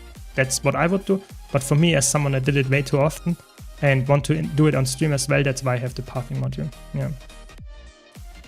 Currently, I'm using like the reactive one, but you could also use tickets there. It doesn't really matter. The only thing that matters for me is that I use it without any mounts, because sometimes they include, of course, shortcuts for Sky Scale and Griffin and stuff like that. I don't have those, so I can't use those shortcuts, so I want to have something that I can do barefoot and without any gliding or something. Oh. So I hope that makes sense. Nice, you are in the queue. Very good. You will get there. World vs. World is a fun game mode. Have fun there. Yeah, but it's crazy. There is a queue right now. That's actually insane. That's crazy, because normally it's in the prime time, but I guess a lot of people want to play World vs. World right now. Very good.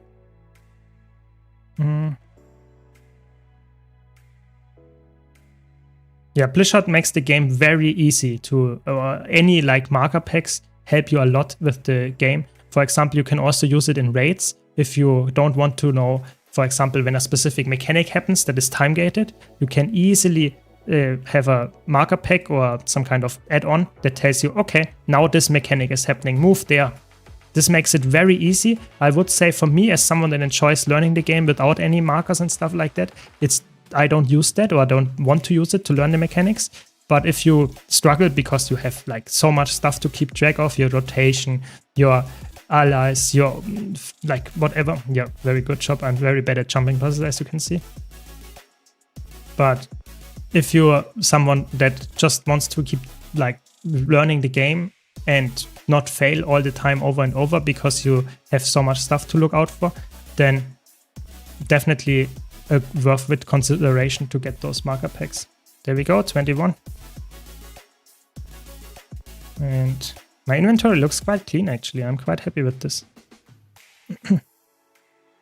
I'm a quick DPS Herald main, and I've never played Renegade before. I want to ask you to have a simple explanation how to play Bunker Renegade in Conquest PvP. So, Bunker Renegade in Conquest PvP is all about using your energy or conserve your energy quite like well and use it for the defensive skills. So you have a lot of defensive skills on your hammer, for example, if you're playing hammer. So the 3 skill is very defensive, the 4 skill is very defensive. Always try to use those in terms of like chain them. So if you get pressured, use them to first use the evade on the 3, then use the block on the 4 as soon as you're done with the evading. Then use your, for example, CC skill on the hammer 5 so that the enemy has to dodge that. And then you, for example, follow up with your Color Legend, which is really interesting because whenever you use a spirit on the Color Legend, the next spirit will be instant cast and will be empowered. So in that regard, it's always important that you understand which legend you want to start out, read all the skill descriptions so that you actually understand, okay, this one is the CC one, this one immobilizes, this one gives some nice damage, and this one heals. So this is really important, understand the skill descriptions.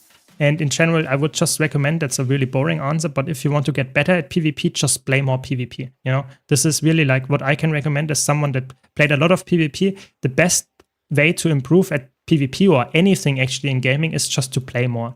If you play more and just try to have a mindset of saying, okay, I want to get better, I want to understand why I failed here, you will slowly improve at it. And at some point, you will actually reach the level that you wanted to reach. I really think so.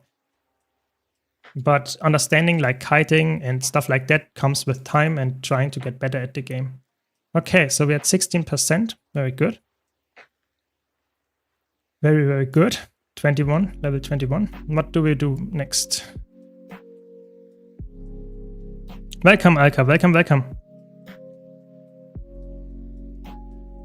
Yeah, there are so many good ones. I personally think it doesn't really matter. I have all of them installed. I just have right now have this one, but you could use Teggit's one, Lady Alyssa's, these trail. They're all really good. You should just use one that suits your route, what you want to do. Like I said, I don't have gliding or any mounts other than the Raptor, so I can't use that on this account here. But it would make sense, of course, if you want to go for the fastest route possible, then it would, of course, make sense to use something that is very speedrunning heavy, that uses, for example, the position rewinder. That is a specific tool that you can get. All of that stuff could help you to unlock this stuff, yeah. Faster, at least. For me, I'm not like speedrunning it, I just want to get level 80 and get the map completion somewhat decently fast. That's what I'm doing right now. But yeah, you will see there are ways, way faster ways to do this. I think the world record is like 6 hours or something for Cortera map completion. This will not happen on this playthrough, but makes sense. I'm obviously trying to do a 0 to hero and not necessarily a speedrun here. But yeah. No, Wing 4 is actually one of the easiest raid wings, so Teddy Tank, don't be worried. Wing 4 is actually with the current power creep, it's actually very easy to get into. Probably my favorite wing to train completely new players to get into raiding, because it's actually quite easy to learn. And they have fun bosses in there, fun mechanics. I think you will have a good time there. Don't worry too much. Just try to play a build that makes sense, of course, and fill your role, and then you are good to go. Yeah, I really think just enjoy the first time you do the experience of the raiding, or this raid wing. Yeah. Yeah, jumping puzzles are not for everyone. I know a lot of the community actually likes them. I don't mind them, I just don't want to do them because I'm really bad at them. I hope that makes sense. I'm always failing at the last jump and then I have to redo it, and that's just like not good for my mental health. So I'm better not doing them because I'm just too bad at it. Yeah, some mob. Very good. How good is Engineer? All elite skill, all elite specs for PvP and World vs. World. So for PvP, I think when Amalgam comes out, it's really good, but right now it's decent. It's like medium. It's not the best, not the worst. Yeah, it's not the worst, but it's also not the best by a long shot. But when Amalgam comes out, it's actually quite good. And then for World vs. World, it's actually one of the best specs in Circs. It's actually really good. Really, really good. Can highly recommend it. If you like Engineer, this is probably the game mode that Engineers the best in Circs. In roaming, it's really good. It's also really strong. Maybe in PvE, it's also really strong. It's really like, only in PvP, it might not be the best one. But in World vs. World, it's actually really good. Ooh, this is an event. Very good. Get some experience here. Nice. Also some... Nice, there are a lot of events spawning. Events, always do events when you are in a specific quest that you are currently completing, because events typically count to the completion of the heart, and you will get some bonus experience for completing the quest, or the event rather. So you see how easy it was for me to get the quest here just by killing some minions that were anyway there. And I will get the reward for the quest if someone else finishes it. I don't care too much about the leveling process, like I said. I'm going for the map completion. If I wanted to level very fast, I would probably also do the quest here. But I also want to do the map completion, and I know the map completion takes way longer than leveling, so I will get all the experience on the way. So I'm just doing the map completion, and I will get there in the end, level 80, I guess. You can also cancel. So if you weapon swap, you can cancel animations. So if you're currently, for example, this corrupted crop hole has a long animation. If I weapon swap, I can stop that and can kill the crop a little bit faster. Or at least I don't have to stand there and do the animation. That can be helpful sometimes. Just some small tips here for people that want to do it a little bit faster. Yes, you can also buy some items on the TP for the map completion. You can also get all the hero challenges unlocked via World vs. World.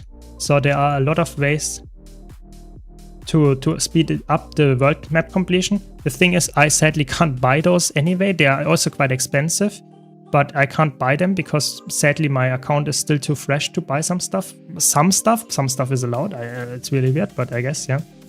And that's just, I would also not recommend it on the first playthrough. Just experience the hearts and everything as it is meant to be experienced, and then you will have a fun time, I would say.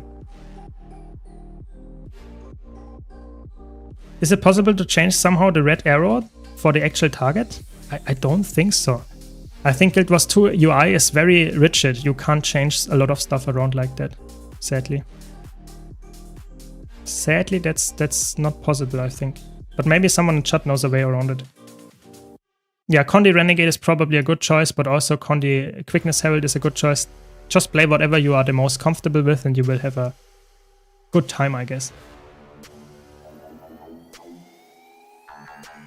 Do you think it's okay to rush the story to unlock the Flying Mount? Yeah, I think so. The Flying Mount, the Sky Scale is really strong, and the Griffin. So I would say the story is not important in Guild Wars 2. As soon as you get the Sky Scale, you can go back to it if you wanted to, or you can just do whatever you want. I think the Sky Scale or the Griffin or all the important account unlocks are way more like helpful than getting stuff like the story done. I think the story is not the key feature that you should go for. Of course, if you enjoy it, don't worry, play it, but you don't need to do it. Yeah. Oh, there's another one. No, almost done.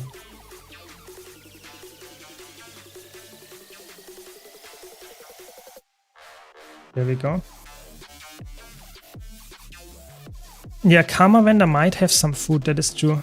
That is true, good point. But like I said, the leveling is not important to me that I get level 80 in like after like, I don't know, 10 maps or after like 15 maps. I really don't care too much. So for me, it's more important that I get the map completion because the end goal would be at the end to get the legendary, you know, and I need the map completion anyway. So it does not really matter too much when I get level 80. Hope that makes sense. But of course, you can use food, you can purchase this from a vendor, and you will get the little bit more experience for killing mobs. So that's what food does. But I would recommend do that. Purchase some very cheap food from the trading post. Like you can see, for me, I don't have that yet unlocked because I need to have a restriction of a few more days after buying this. That's just against spotting. But you can purchase any food that is saying, for example, like, where is it? I can show one example would be, I don't know, this one here. No, not this one. This one here. Cup of potato fries, for whatever reason, just gives you 10% experience from kills. That's what you want. But it's only from kills. So whenever you are, so to say, getting experience from any other source, like from a heart, from map completion in general, this is not affected by that. It's only affected, it's only affecting kills of mobs that you like have here. So it can help you, of course, in the long run, but it doesn't affect all of the stuff. Yes, the personal story is not necessarily required to get the Flying Mount. You just have to have the Living World season that unlocks the Sky Scale. And then I think maybe you have to get some achievements and some story progression in this specific episode, but you don't have to go through all the story of Guild Wars 2. You only have to go through the Living World Season 4, Episode 6, The War Eternal, I think it's called. This episode is the only one that you need to get for the Sky Scale or the Soto. Both of them are fine. You should just get the one that you actually, if you want to go for the Sky Scale version in Soto, you can do it. If you want to get the Sky Scale from the Path of Fire Living World Season 4 expansion, then you might need a different unlock way. It's a little bit more annoying than in Soto, but it's still doable. And if you want to get every single feature of the Sky Scale, you need to do both of them anyway. Yeah. How fast can you farm full legendary set? That is a good question. A full legendary takes quite a while. Like armor, trinkets, weapons, that takes a while. A long while. I think even if you grind like crazy, it will take a while. Multiple months probably. My first goal is now to get the first set of legendaries, or one legendary, That's the goal for me right now. But that's about it. So what do I need to do? Oh no, this quest. That's an annoying one. Takes forever. You can use some tools to speed it up if you have them, but I don't have them, so takes forever.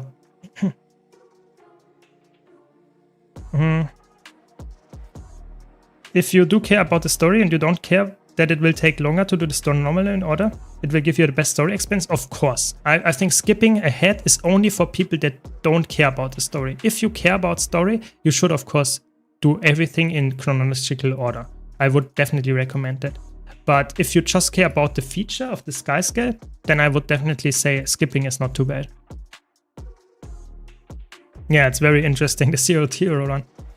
It takes a while. I'm level 23 right now, but nice, I finally get a spear underwater. Very good. Very good.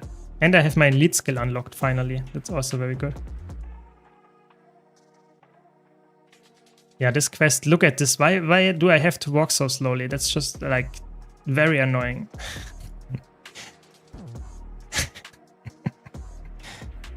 Thanks. It's a fun journey, but it's also a long journey. So you will have way more streams on that, for sure.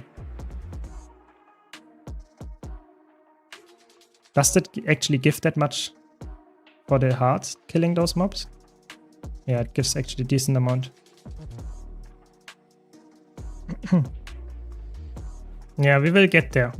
23 is not too bad. I also have already 70% map completion, so almost a fifth. So not too bad. But of course I did this very like fast part, which is the cities first. Now it takes way more time to get all the map completions of the core maps. With the quests in there, it takes way longer.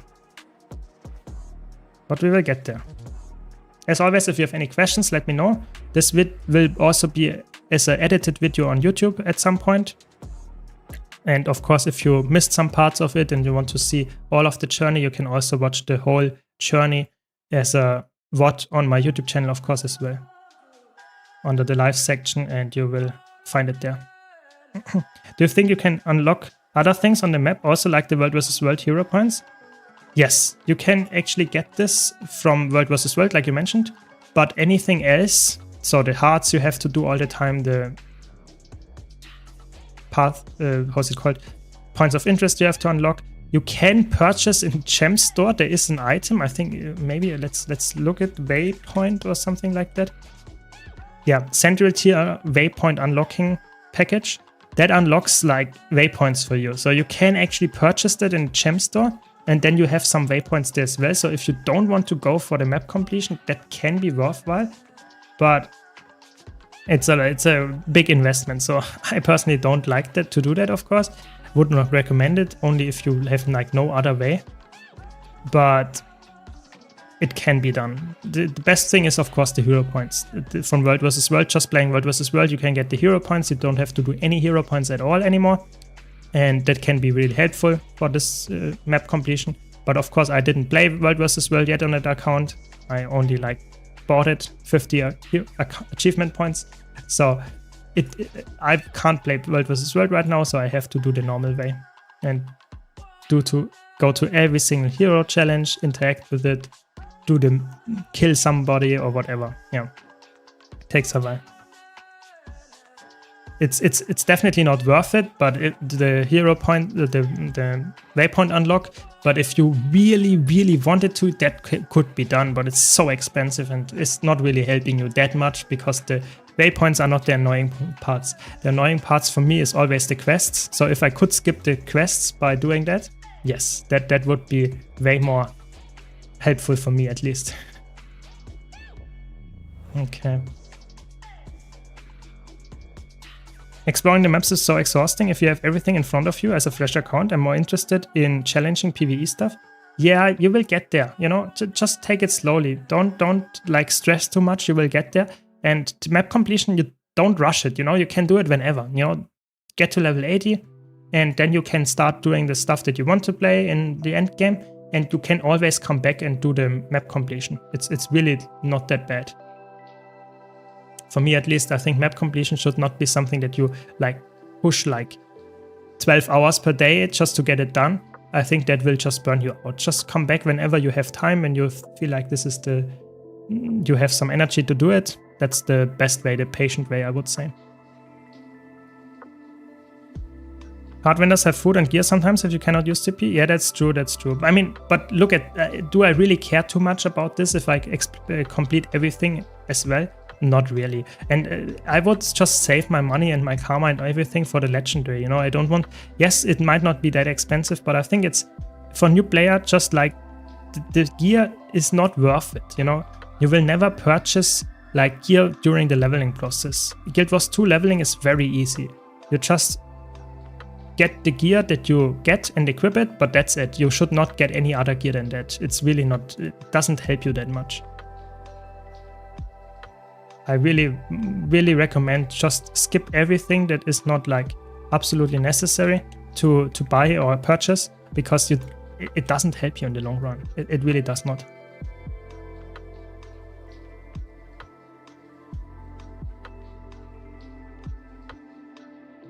Yes, when you complete the map, you get a map completion achievement and you get 2 gifts of the map completion thingy. And if you get that, you actually get 2 of them, which you only need 1 of those items that you get there for the completion of the legendary. So you can actually craft 2 legendary weapons with 1 map completion. So it's actually decently time efficient if you really wanted to do that. Exactly, been there, done that. That's the title, yes. Took me 10 years to do a map completion. Yeah, I mean, sometimes it's slower, sometimes it's faster. It doesn't really matter too much. Nice, we have some quests going in. That's good. We can actually, some event here. And then we can actually get some progress here by killing the event spawning mobs.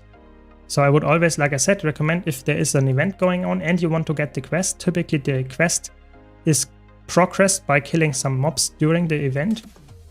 And in the long run, you will get more experience, you will get the quest faster, so it's always worthwhile to do that.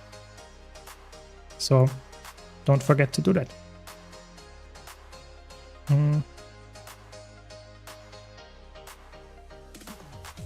Yeah, the Ash Legion, this is really, I'm not joking there. The Ash Legion Stealth Heart is for me probably the reason why I don't like to do map completions on my main account anymore.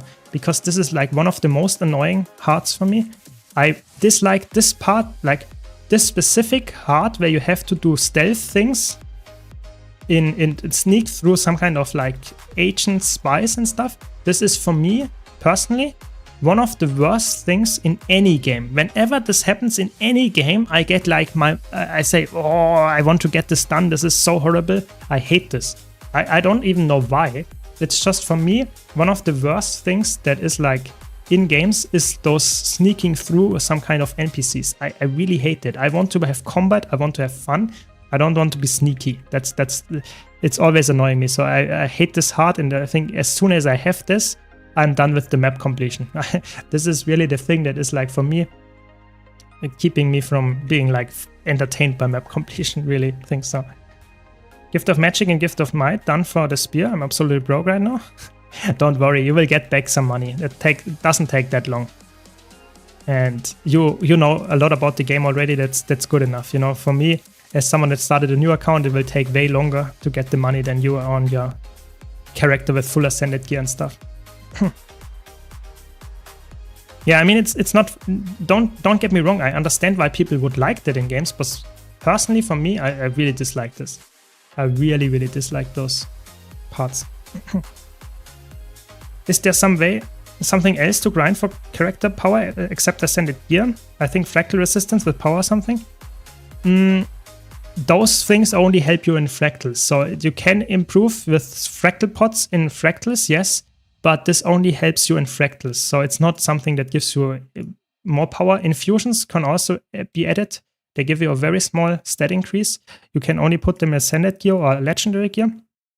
They can also give you a stat increase, but that's about it. Guild Wars 2 is very vertical. You get the maximum gear is really like ascended, and then the only progression or improvement on your stats or how much damage you do is typically by improving how you do your rotation, how you know about the encounter, stuff like that.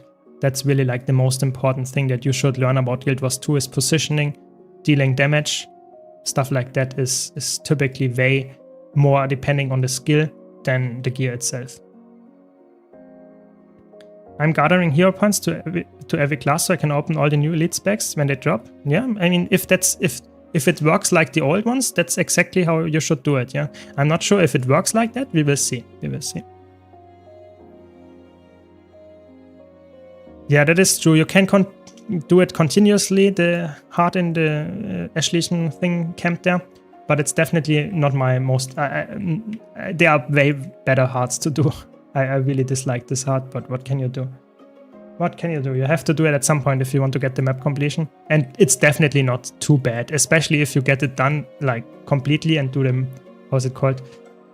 Run or one, I think 5 flags or something in one run, then you will be completely fine because you get a lot of progress. But if you fail and get captured every single time after the first flag, then it takes way longer. But you will get there. It's way less annoying than other hearts that you have to do if you're only in for the time. I personally don't like this. I would rather fight for 10 minutes than having to do this hearts for 5, but this is just me personally. Okay. We are level 25. Not bad, not bad. We are slowly getting there. Very slowly, but we will get there.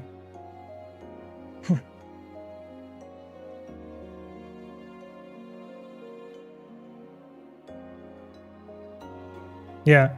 Yeah, I mean, World vs. World, I think a lot of people underestimate how lucrative World vs. World is. I really think so. But if someone like those really like knowledgeable people tell you how much value you get from experience from just using World vs. World hero points unlocks and stuff, it's actually quite valuable. But of course, you have to do the map completion to actually make that worthwhile. Come on, let me out of combat. Very good. So in combat, you are slower than out of combat. So if you do a jumping pestle while you are in combat, be really careful. You might fall down. So better safe than sorry and wait until you're out of combat or kill the mob that put you into combat so that you are sure that you can complete the jumping puzzle without falling down. Just some tips here.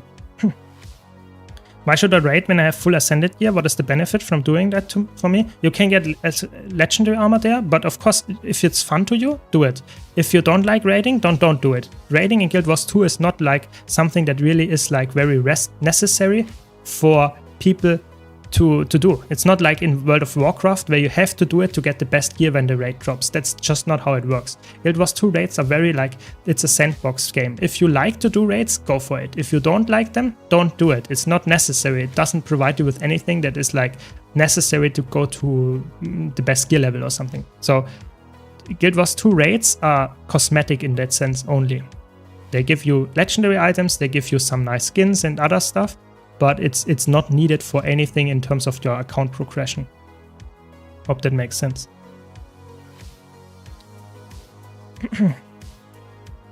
Yes, I'm using an add-on called the Blish Hut, and in there the pathing module, and in there the reactive pack, and then I can just follow those paths and get some really nice fast map completion going. Yeah. What is the plan again for this challenge? Getting a legendary weapon? Yes, exactly. I started today and I will try to get a legendary weapon for this specific Zero to Hero account before the expansion drops. That's the goal. That's the whole goal. Yeah. I just typed gift in the item search module and I already had one more exploration. I mean, that's painful. That's very painful. I mean, at least now you can do 3. Yeah, 3 more legendaries. I guess that's better than none of them. Very good. To be honest, Guild Wars 2 should make add-on support properly, like WoW. Yeah, that's true. That's true. That is true.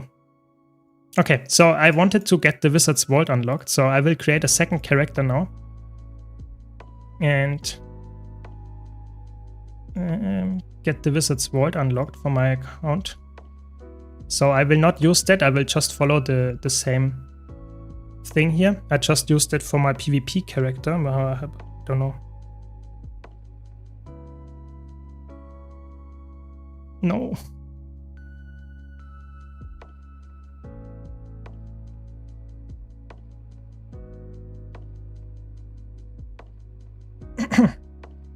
So we will see. Yeah. I mean, map completion can be fun to do if you just want to have it done for your main character once. I think that's definitely fine as well. But it's definitely not something that is I would not do that for every single of my 70 characters. That much is for sure.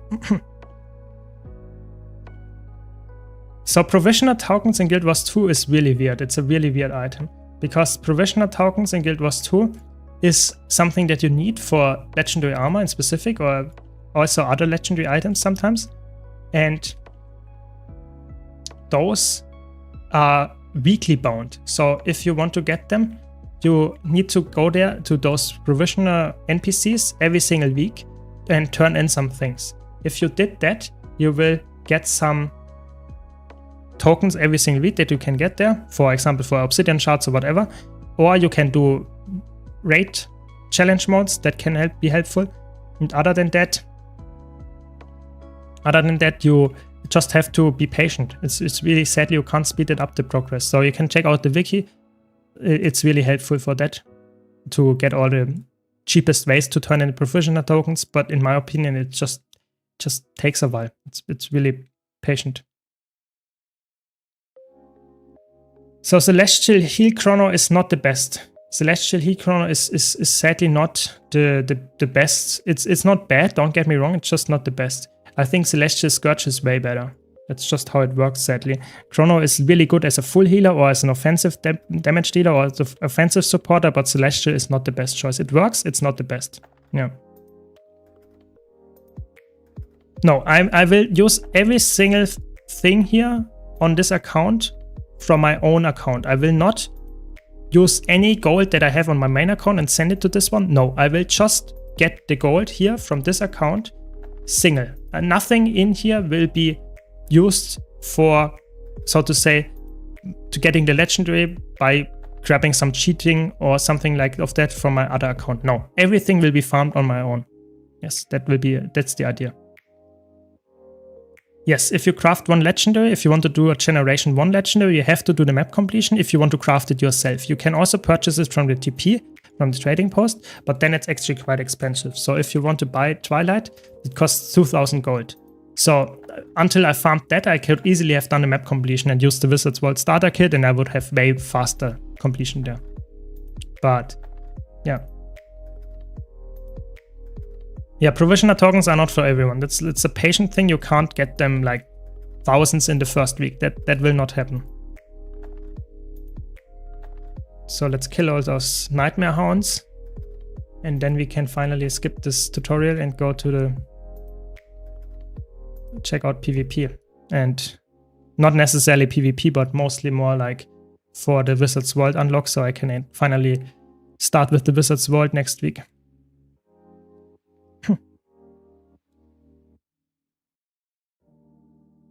I think with charged quartz crystals, you can buy as many as you want, but I mean, the charged quartz itself is also daily gated. So yes, if you have like 500 charged quartz crystals, you can buy a lot of them, but you also have to have those. So keep that in mind as well. And I have to be honest, turning in charged quartz crystal for provisioner tokens is not smart in my opinion, because charged quartz is a really nice valued item. It has at least 1 gold value. So I would not turn that in for just a provisioner token that you can get very, very cheap if you just waited for the next day or next week. So my recommendation is like, don't do that. But if you're really desperate, of course you can. Yeah. Don't worry, the Mesmer will come back. This is just my second character that I want to boost to level 80 so I can unlock the Wizard's World. Yeah. Because I really don't want to waste on the Wizard's World for this week, just because I didn't level to level 80 yet. Hope that makes sense. Because I just can unlock the Wizard's World at level 80. It's a feature for level 80. So I will unlock that at some point, but I want to not waste my time. You know, I'm a little bit under like a time pressure to get the legendary, and the Wizard's World obviously is a time gated thing. So I don't want to waste my Wizard's World, my Wizard's coins for that. That's the idea here.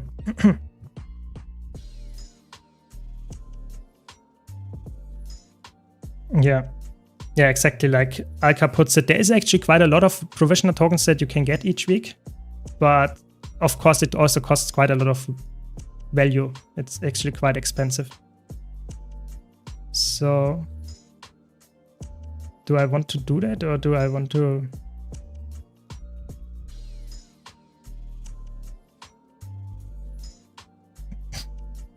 So skip that. I also want to skip that. Now we have unlocked it. Very good. We can select the... I want to select only PvP, because that's the fastest way to actually get some wizards coins here. And for me, it's the easiest way. And I can also get this very easily here to get some more astral acclaim each week. And that's good enough. So let's what happens actually? Can I swap my account now? Yeah, I think I still have it unlocked here. Very good, very good. Okay, the dungeon is here, so very good. We have it now. Wait, no, we don't have it. Weird. Okay, we have to apparently complete this here. Then we will do that like that. Can I finish my trial, please? Consume, please. Yes. There we go. That's what I wanted. Now I have it unlocked. Very good. And now we can finally use the Wizard's Vault, also on the second character here. And we can check what we want to do.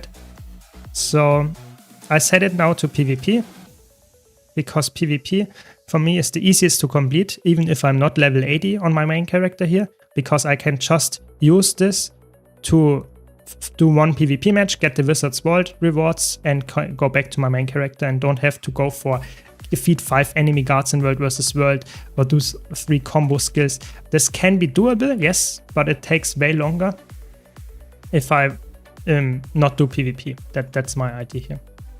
So can I do some combo finisher with this? Not that easily. If I don't have any friends, I can't do any combo finishers with this. Oh no. Do I have any combo potential? Yes, I think I do. Glamour. Yes, there we go. And I can use this to get some combo fields. What else do we not? Need a target that is somewhat tanky. Maybe when this guy blocks, we can do it.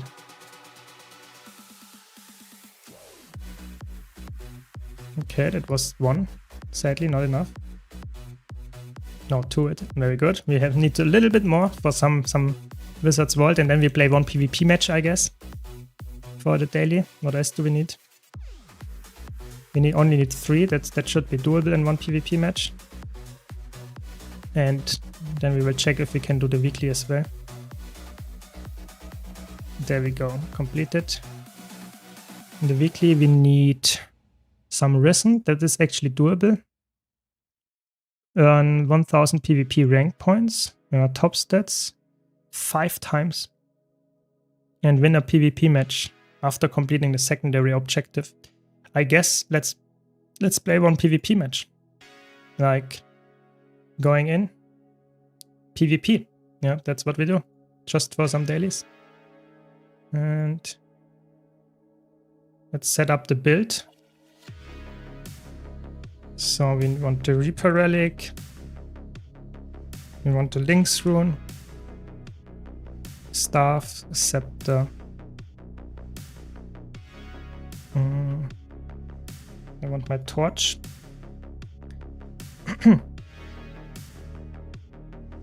I'm using the module itself is called Pathing module, and then the markers that I was using was reactive, but Tech works. There are so many ones that work. Just choose the one that is useful for you. Just go into the Pathing module and then the Pathing module settings and download marker packs and find something that works for you. I was just using reactive, but it doesn't really matter too much. All of them are decent, I would say, at least for me. So we want to have some aggressive ones here. They're cleansing and energy.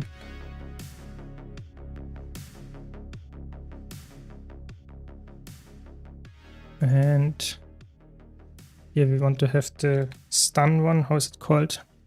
Always forget how this one is called.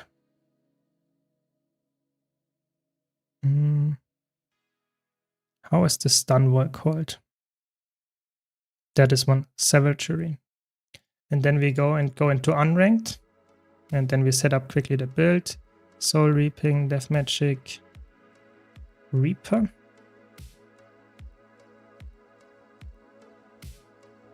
Oh, that was a fast match. Now we have to be fast to set everything up for my build here. I played a classic Condi Reaper build, nothing too special about it. I don't care, it's just an unranked. And then Soul Reaping, of course. Now we take curses, I'm sorry, not Soul Reaping, curses. We will get there, we will get there. Thanks, Alka, for answering. Curses, Lingering Curse, Plague Sending. No, not Plague Sending. This. Yes, that's good. That's good. That's correct. That's not. That's good. That's correct. I think that's the build. Now we can play this and get some dailies done. Very good. Yeah, research notes can also be used, I think. Yeah, good point, good point.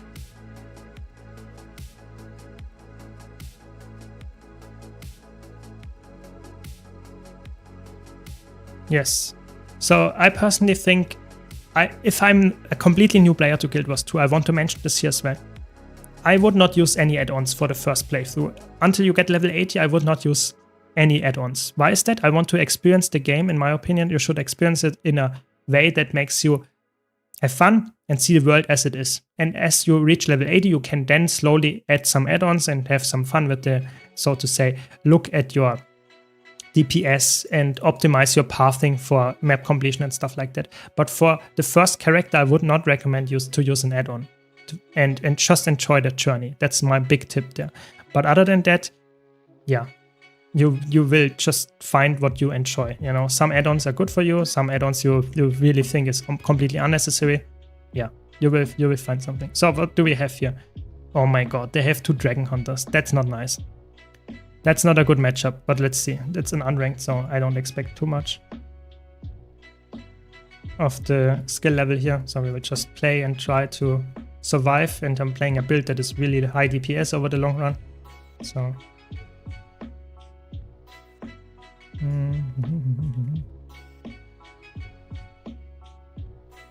yeah, this guy is probably dead. Yeah, there we go. Classic unranked, you know, classic unranked.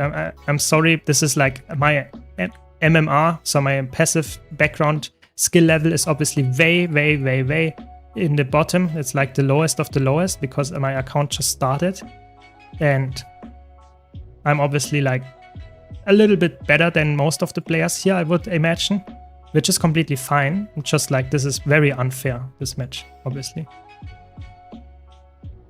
So don't like be toxic or anything, or you have to understand those people are also people that are probably quite low rated. As the same as my account, but my skill level is obviously a little bit higher than those people, typically. It's just unranked, I guess, in a nutshell. Yes, those are capping S2. That's also interesting.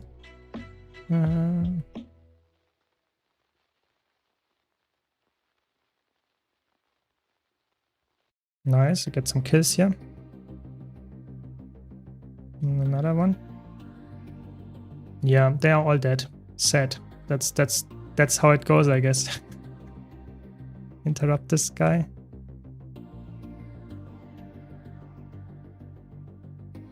He survived, not bad. Hard boundary markers is not a bad idea, even for a new player. That is true. I think that should be in the base game. I think I mentioned it earlier when I played some hearts.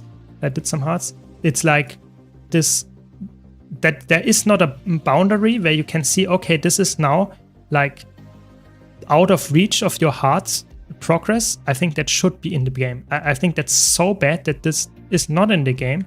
It's actually really sad. So I hope they will actually put that in the game at some point, especially with new maps that have hearts, but I actually am not so sure if they do it. Yeah, good point. Good point by Cam. Yeah, that is true. It is actually quite fun to do that, I have to be honest. But I mean, I would rather have a match that is a little bit closer, but what can you say? I'm not really here for the match quality, to be honest. I'm more here for the, I don't know, for the loot, for the reward of the Wizard's World, I guess. Everyone is dead. Very good. We can now go and do the map objective actually, because I think the lamp counts as map objective as well, and then I will get the weekly done. Very good. I think so, at least. If we win the match now, I think this should count as the secondary map objective. Yeah. Is there an add-on for the boundary markers for the hearts? I'm not sure. Maybe someone in the chat knows. I don't actually know it. I don't know if there is one. Oh no, they go for the decap. No. It's not allowed here.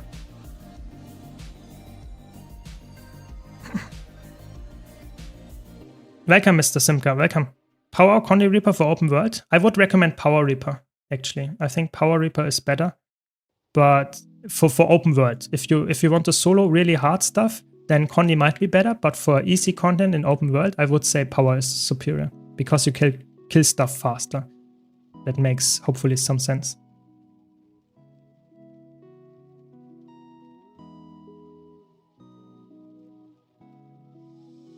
Boom. 18k damage. Crazy. Is special action key still broken this map? No, I think it's working. I think it's working, at least so far. But I'm not completely sure though. I have not tested it. At least it did some damage to this guy. I'm not sure if every single thing of it is working. But I think it looks like it, yeah. So we're almost done with this map, with this quest. It was not that hard, to be honest. So we get one more daily here. Probably this one we will get. Yeah, then we get the daily reward. That's very good. And we get the weekly reward, I think, as well, this one here. Win one game in a conquest mode after completing the map's secondary objective. Yes, that's what we want. Very good. Oh, this guy exploded.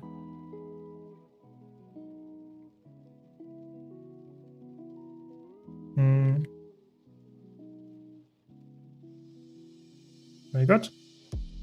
That gave a lot of achievements. That's crazy, and a lot of loot. I guess that's fine. This was Condi Reaper. Yes, that is a Condi Reaper for PvP. I play Condi Reaper because it's like a very easy thing to do. It did not count as the secondary objective. Why did it not count? Win a game in conquest mode after completing the map's secondary objectives. I guess it's still bugged then. I thought it wouldn't count, but it didn't. So we did get the daily here. It's just like accepted with right-clicking the chests. And then we can open some chests here, get some loot, I guess. And can you extract it? Probably not. And get some more loot. Open it. Just put everything in the bank. And we have already 1.6 gold. Not bad, not bad. So for the weekly, we have to get some more risen kills. That's easy. We want to have to get some more top stats. And I guess this one is also nice to do at some point. But I'm not sure if we can get the whole weekly done, because World vs. World seems like not feasible to do right now. Just some PvP and PvE can be done. Some more risen kills, I guess. For 50 more, I guess. We really want to get the really good stuff from the Wizard's World, like Ascended Gear, like the Starter Kit, like Mystic Coins, like Mystic Clovers. There's a lot of good stuff here, like the cheap gold to get. I'm not sure if I can get all of that before the expansion drops, because then the reset happens, so we will see. But definitely a good thing to get. Okay, let's go for some risen kills then, I guess. Do you think that Power Reaper in full Berserker and Relic of Zacchaeus will be fine for open world? Yes, it's actually really good there. If you have the correct build with might stacking and quickness and stuff, it's actually really, really good. Power Reaper is highly underrated, I would say. as an open world build. Highly recommend that. But you have to understand that you are a little bit squishier than you are on a Celestial or a Trailblazer Condi Reaper. That much is just for sure, because you just lose the defensive stats. Yeah, if you go for full Berserker gear, you just have not enough defensive stats in comparison to, for example, like a Trailblazer build. But it's definitely good. Okay, some more art completion, I guess. And I mean, it goes quite fast, but it still takes some time. We are here at 45% of Paladin Forest, so slowly but surely we get the next map completion. Nice, we already reached 100 achievement points. That's crazy. So fast. Get 1 more gold, 1 laurel. Very good. And an achievement chest. Very good. So what is in there? Some karma, some more harvesting tools, a 10 slot bag. Very good. So we can delete our 4 slot bag. Very good. Very good.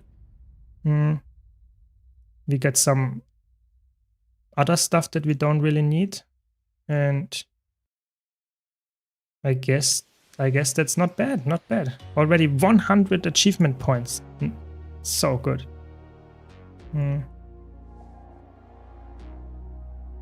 So there's a reason for our achievement, but I'm not sure if we can get that actually today. There's another one. Very good. And we interact with this, we should have the quest. Very good. We can leave. Very good, very good.